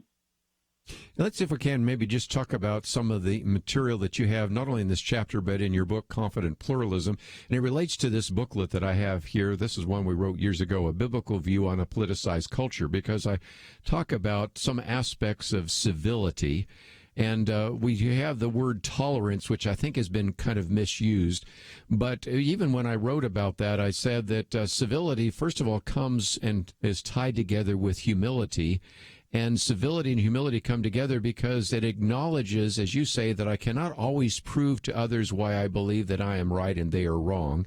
And if nothing else, humility, I would think, would also be part of an understanding that even if somebody disagrees with me, maybe they have a very different worldview, that doesn't mean I couldn't necessarily learn from them. So in some respects, if we're going to deal with a culture that has lots of pluralism and what is called, as the title of your book says, an uncommon ground, sometimes I need to be pretty good at listening and recognizing that even if I may eventually come to a very different conclusion from somebody who holds different views than I do, maybe still they could teach me something that I might want to learn.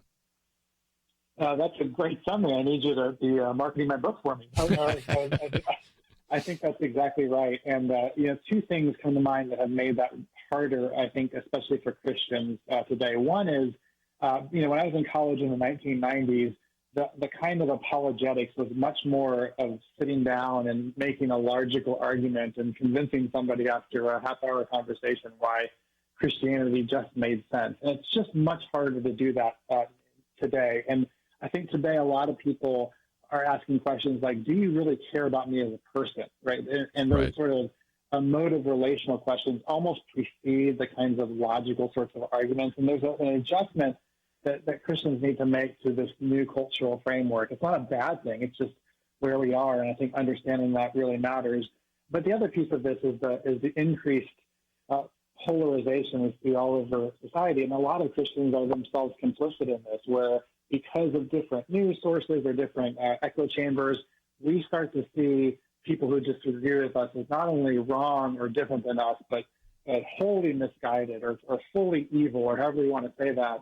And it's just, there are evil actors out there in the world for sure, but I think most people are a complicated mix of some good and some bad, and the idea that we might be able to learn from someone, even who holds sometimes very different and even abhorrent viewpoints from us, I think the more that we can understand and model the ability to reach across those differences, the better we're going to be able to set examples in a culture that increasingly is unable to do that. Well said. And again, I'm kind of a simple-minded person, and just say, this idea of civility, I don't like to use the word tolerance because I think it's been kind of misused a little bit, but the idea of civility is really just the biblical command to love your neighbor as yourself. And it seems to me that would I like to be treated the way individuals are being treated? And the answer is no. We need to be individuals that are gracious, be willing to listen, have a level of humility, have some patience, and that's really what I took from your chapter. And it's just one of a number of really well-written chapters that are in the book. So let you and find out more about it. Book's been out just about 2 weeks, as I understand here. And so if you would like to find it, you might be able to find it in your local bookstore, but we have a link so that you can get it in paperback or Kindle. And it is published by our friends at Thomas Nelson, and it is written by Tim Keller and John Inazu. And of course, I might just mention, they just actually contribute the chapters, but also do the introduction, and you get a chance to hear from a who's who of other individuals. So, John, I'm sorry that I had not read your book before, and I'm going to try to do that. And I certainly have appreciated the work that you and Tim Keller put together. And so thank you for joining us today here on Point of View. Kirby, thanks so much for having me. I appreciate your work. We are going to take a break, and when we come back, we have a pandemic, and I want to just maybe run through some of the facts, figures, and statistics that are of concern. Maybe we've learned a few more things that I might want to pass on to you before the day is over. And, of course, you've already heard me mentioning some of the things we'll be talking about tomorrow, including the issue of the kind of the attack on homeschooling and some other issues that we'll be addressing. And of course, our good friend Jim Dennison will be with us for an hour. So it's just going to be a great program tomorrow. But I think we've got a pretty good program here today. But we have a half an hour left. So sit back. And by the way, if you want to ask a question, make a comment, 1-800-351-1212. If you'd like to find some of the material that we've been talking about with the various authors, it's all available at our website, pointofview.net. We'll be right back.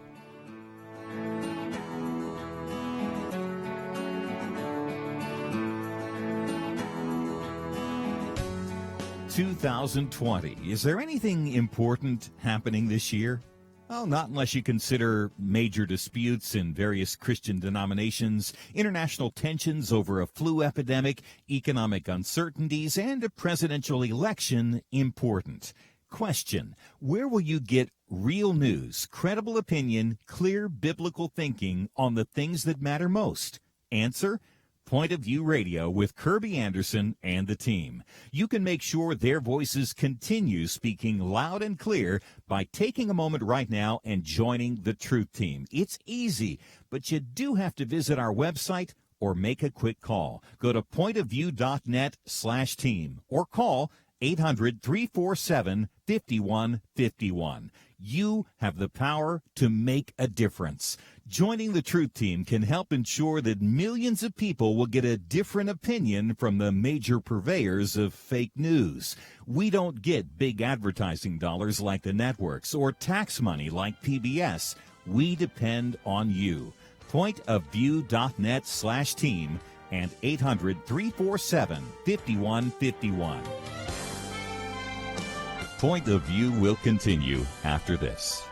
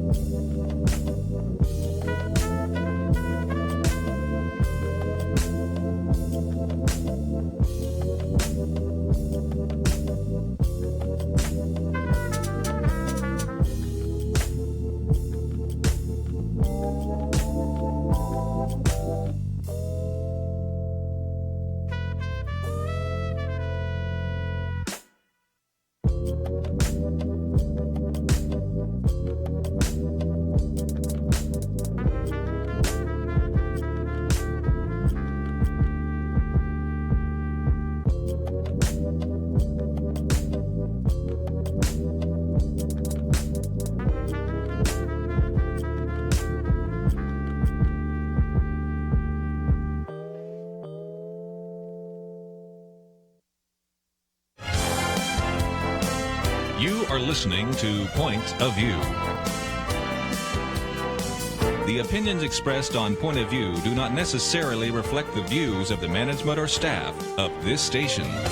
And now, here again is Kerby Anderson. Back for the final hour, let's get into some of the issues that are becoming part of our reality.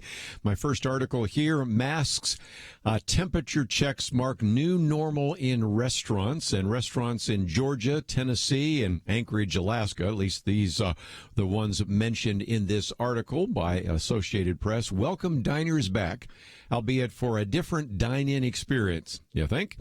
Because indeed, these are very different. Up until now, many of these restaurants have had maybe just takeout and delivery, but that has changed. The governor of Georgia, Brian Kemp, has now allowed in Georgia dine-in service as well as movie screenings. They're allowed to resume a few days after some other businesses, including barbershops, gyms, tattoo shops, nail salons, begin seeing customers, which will be this Friday.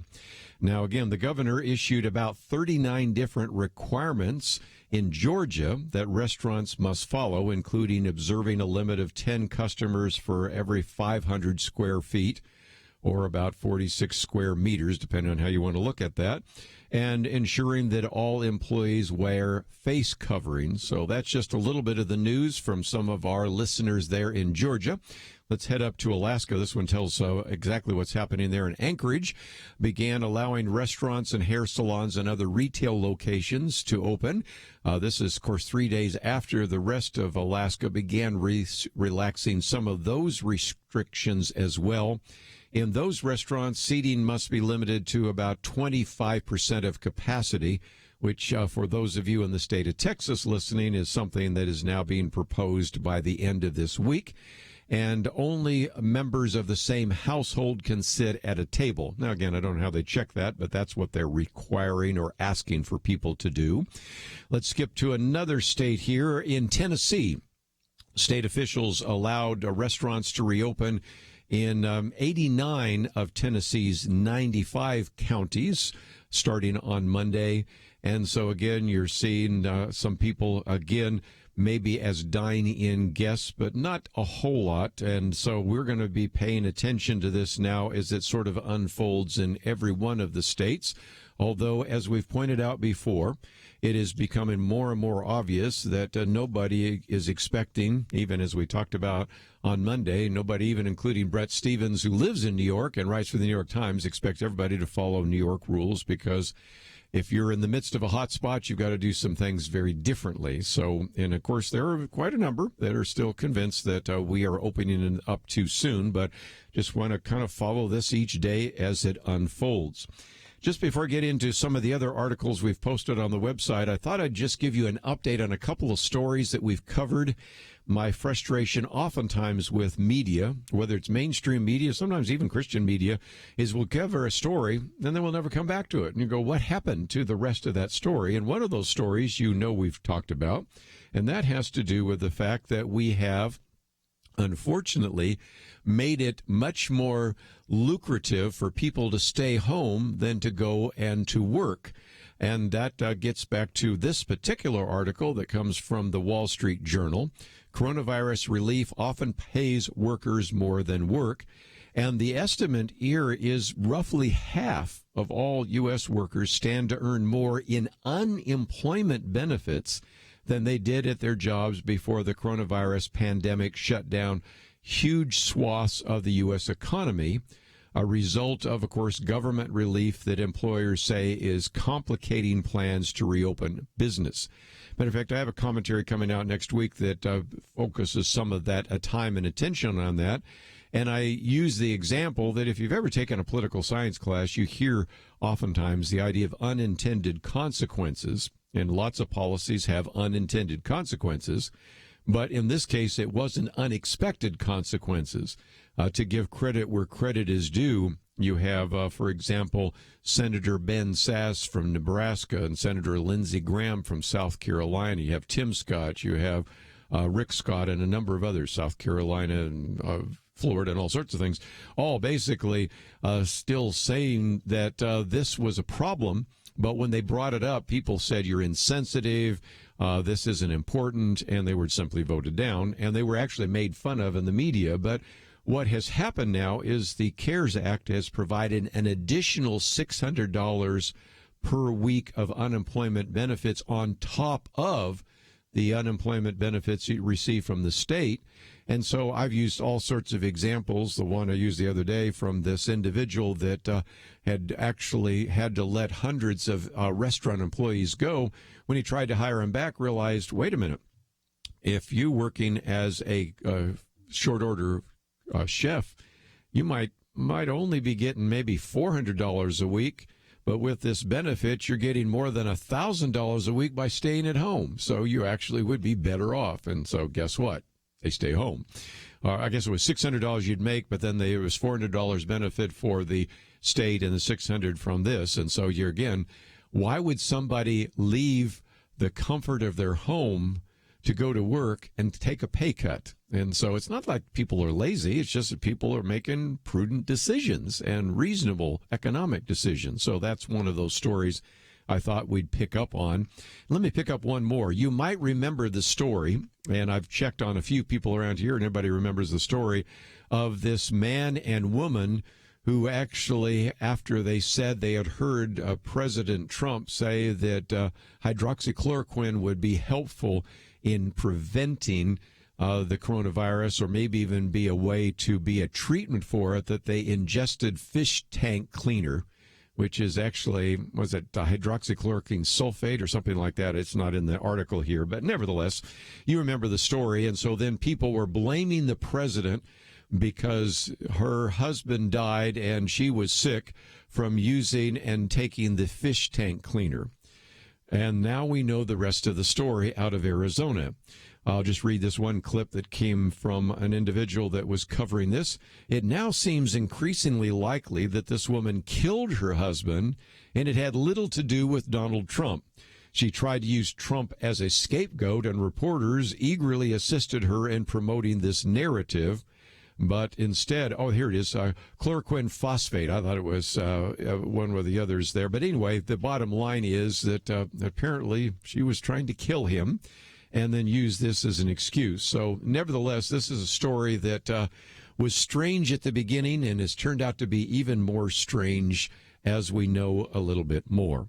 So let me really come back to some of the articles we posted. The second article comes from Robert Verbruggen, and he has done quite a good job of looking at some of the statistics. And so I thought I'd look at 4 points real quickly before we take a break. His first point is every prediction has an asterisk, and it's your job to repeat or to read the fine print, I should say. And he says, look, let's face it, these models that have been proposed, or even these educated guesses by people who have dedicated their lives to studying epidemics, could be wrong. And in this case, they were very wrong. But he also wants to be balanced enough to say that a lot of people tend to quote this claim from Imperial College that 2.2 million people in America would die, and that one was so far off. But he says if you go back and look, the study actually was 2.2 million would die with a do-nothing scenario. But in other words, if we simply didn't do anything, and of course we did do something, so of course it's unfair sometimes to use that as how inaccurate the model was. Now, the other models were inaccurate there, but let's at least be fair about that $2.2 million death figure. The second, he says, division is tricky when you don't know the numerator or the denominator. The numerator is the number of people died. The denominator, the number of people that were infected. And to really determine the infection fatality rate, you need to know the number of people it kills.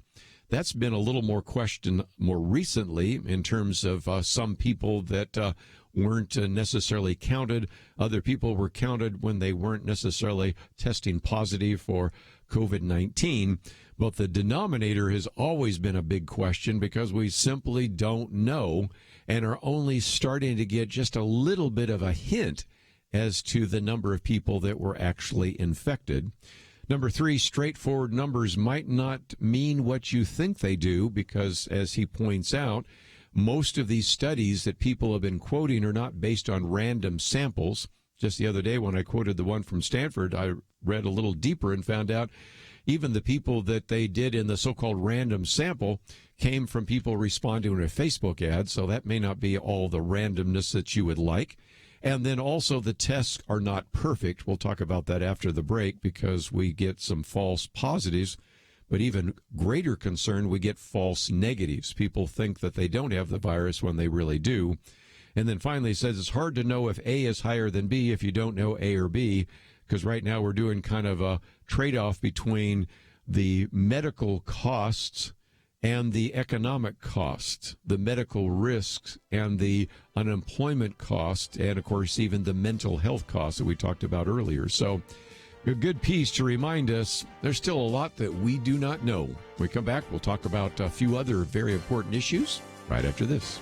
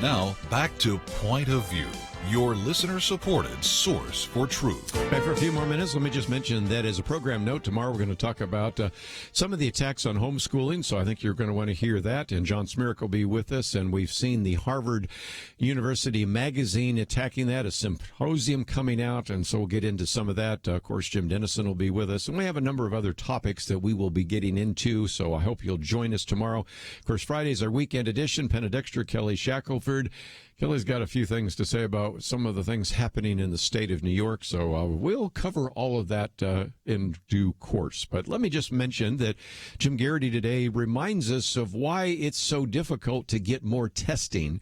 This has been something that has been hammered at the president and at the task force and at the vice president and all of the others. Why can't we get more people tested, and all the arguments for that? And of course, you heard me yesterday pointing out that even if you have a test that either says you're positive or negative, what does that really tell you in terms of that? Because if you're negative, well, that means you don't have enough antibodies. You might still have the virus, but you don't have enough antibodies that actually showed up.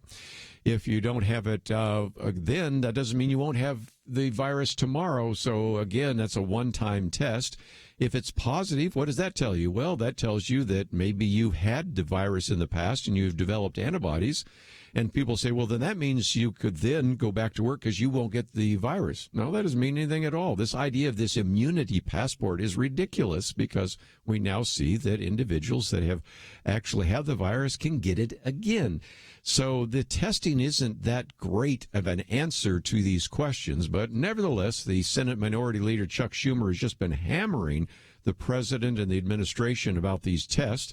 And let's be giving credit where credit is due. There has been a very significant jump in the number of tests per day in 6 figures, so that is good. But even when the president the other day declared that we hope that we will eventually be able to conduct 5 million tests a day very soon. Please, Mr. President, we've only conducted 5.8 million tests so far. So it doesn't take any math expert to figure that out. And just for a minute, let's answer the question, what's the holdup? Why can't we do more of that? Well, part of that is just how difficult it is to administer the test and to then proceed along those lines. You have to collect a sample from an individual. You're putting a swab up the patient's nose until it reaches the back of their nasal passage, collect some of these secretions, mucus. I know if you're eating right now, sorry about that. And then you then put it in a liquid. You send it off to the lab. The process is called quantitative reverse transcription using RNA, and you eventually hope to match it up to an infection. Now, the problem is we have a lot of different tests, but here's the interesting thing without getting into the details. The simpler the test to administer, the tougher it is to produce. The easier it is to produce, the tougher it is to administer. Let me just give you one example of that, since we don't have a lot of time. Abbott Laboratories has a rapid test we've been hearing about, where you can find out in a matter of minutes rather than days if you indeed have the coronavirus. But running that test requires swabbing that individual's nasal passage, then swirling the specimen in an open container with liquid chemicals, which of course raises the possibility that these highly contagious viruses are now in the air.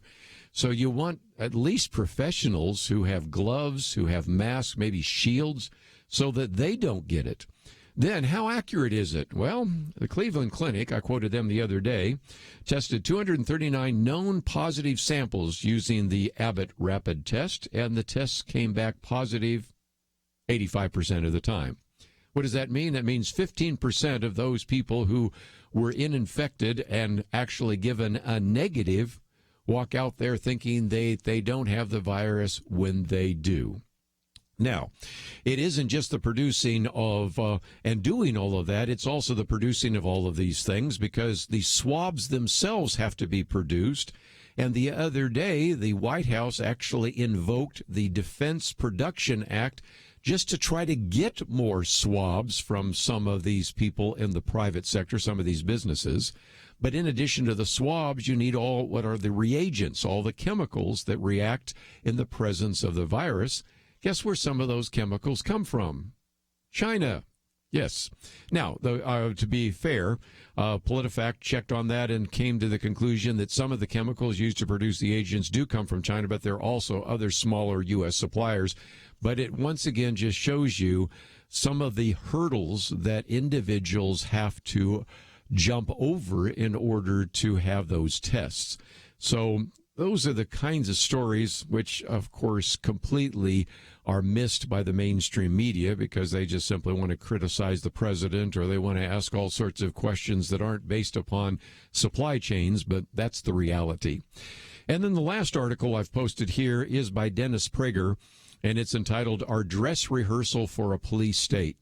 And he says, he's always kind of dismissed some of the paranoid rants from both the right and the left. But he is saying that I would never have guessed that we as Americans would be so willing to accept some of the things we've been willing to do. And we're a lot closer to a police state than ever in American history, is what he says. Now, by police state, he doesn't mean it's a totalitarian state. If this was a totalitarian state, his column wouldn't even be allowed to be run. But here are 4 points that he'll make, and I'll make them fairly quickly, but it is a very, very compelling argument. And the first point is draconian laws depriving citizens of elementary set of civil rights. He says, Americans right now have been banned from going to work and earning a living, meeting in groups, both indoors and outdoors, meeting in their cars in church parking lots to pray, although some of that's changed because of people like Kelly Shackelford and others, and entering state-owned properties such as beaches and parks. So the first characteristic of a police state is depriving people with draconian laws from their rights. Number 2, mass media supportive of the state's messaging and deprivation of rights. And that is pretty amazing because you have seen that in other police states. You see it in Russia in the past with Pravda. You see it in China now. And I'm not saying that the media is anything like this, but you raise a question as to whether or not all of this is necessary, and you can get beat down pretty quickly. And as a matter of fact, if you put it on a big tech platform, they'll pull it off if they don't think it is appropriate. Number 3, of course, the use of police. That's what a police state's all about. And you've had police that have been able to dispatch police officers to a person jogging on the beach or sitting alone in a park or watching a sunset. You know those stories. And number 4, snitches, which I thought was kind of interesting. How do police dispatchers learn of lawbreakers, such as families playing softball in a public park or somebody jogging without a face mask? Well, from fellow citizens. Matter of fact, the mayor of New York City, Bill de Blasio, set up a snitch line whereby New Yorkers were told to send authorities photos of fellow New Yorkers violating any of the quarantine laws. Just the other day, my wife and I were out walking. We found out that this one teenage girl who had, I think it was just 4 cars come by and say, happy birthday. One of the neighbors said, I'm going to report you to the police. Yesterday, we were walking, and 30 cars came by this one individual, but, of course, 5 of those cars were the Allen Police Force, so I don't think anybody called the police on that one. But we have snitches taking place in everywhere right now, and does that look like a police state? I think it does. So anyway, Dennis Prager's piece is up there, and I've posted it for you to read. And if you think it's really interesting, maybe you could post it on your Facebook page or Twitter feed and see what some of your friends, neighbors, and coworkers, family members have to say about that. Well, that's all we have for today. We've got some great material on the website, so I hope that you will go there, print it out, and read it and pass it on to others. Andrew, thank you for your help. And Steve, thank you for your help. We're going to take a break. We'll see you back here tomorrow, right here on Point of View. Having civil conversations about important issues seems to be harder and harder. Various media outlets tell people what they should believe, why they should be outraged, and getting people to actually think, well, it can be difficult. Whether it's the gospel, tax issues, social policy, or just about anything else, you need to have solid information and clear thinking to address the hard issues. You need God's truth applied. And that's what you get in less than 2 minutes with Point of View's Viewpoints Commentary, a daily resource to help you be informed and think through the things we need to be talking about. It is free and will arrive in your inbox each day when you visit pointofview.net/signup. Sometimes we know we should say something, but we're silent because we're not quite sure what to say. Viewpoints Commentary can help you break the silence and change the narrative. It can make you a more equipped agent for truth. Get your free subscription to the Viewpoints commentary at pointofview.net/signup. pointofview.net/signup. Point of View is produced by Point of View Ministries.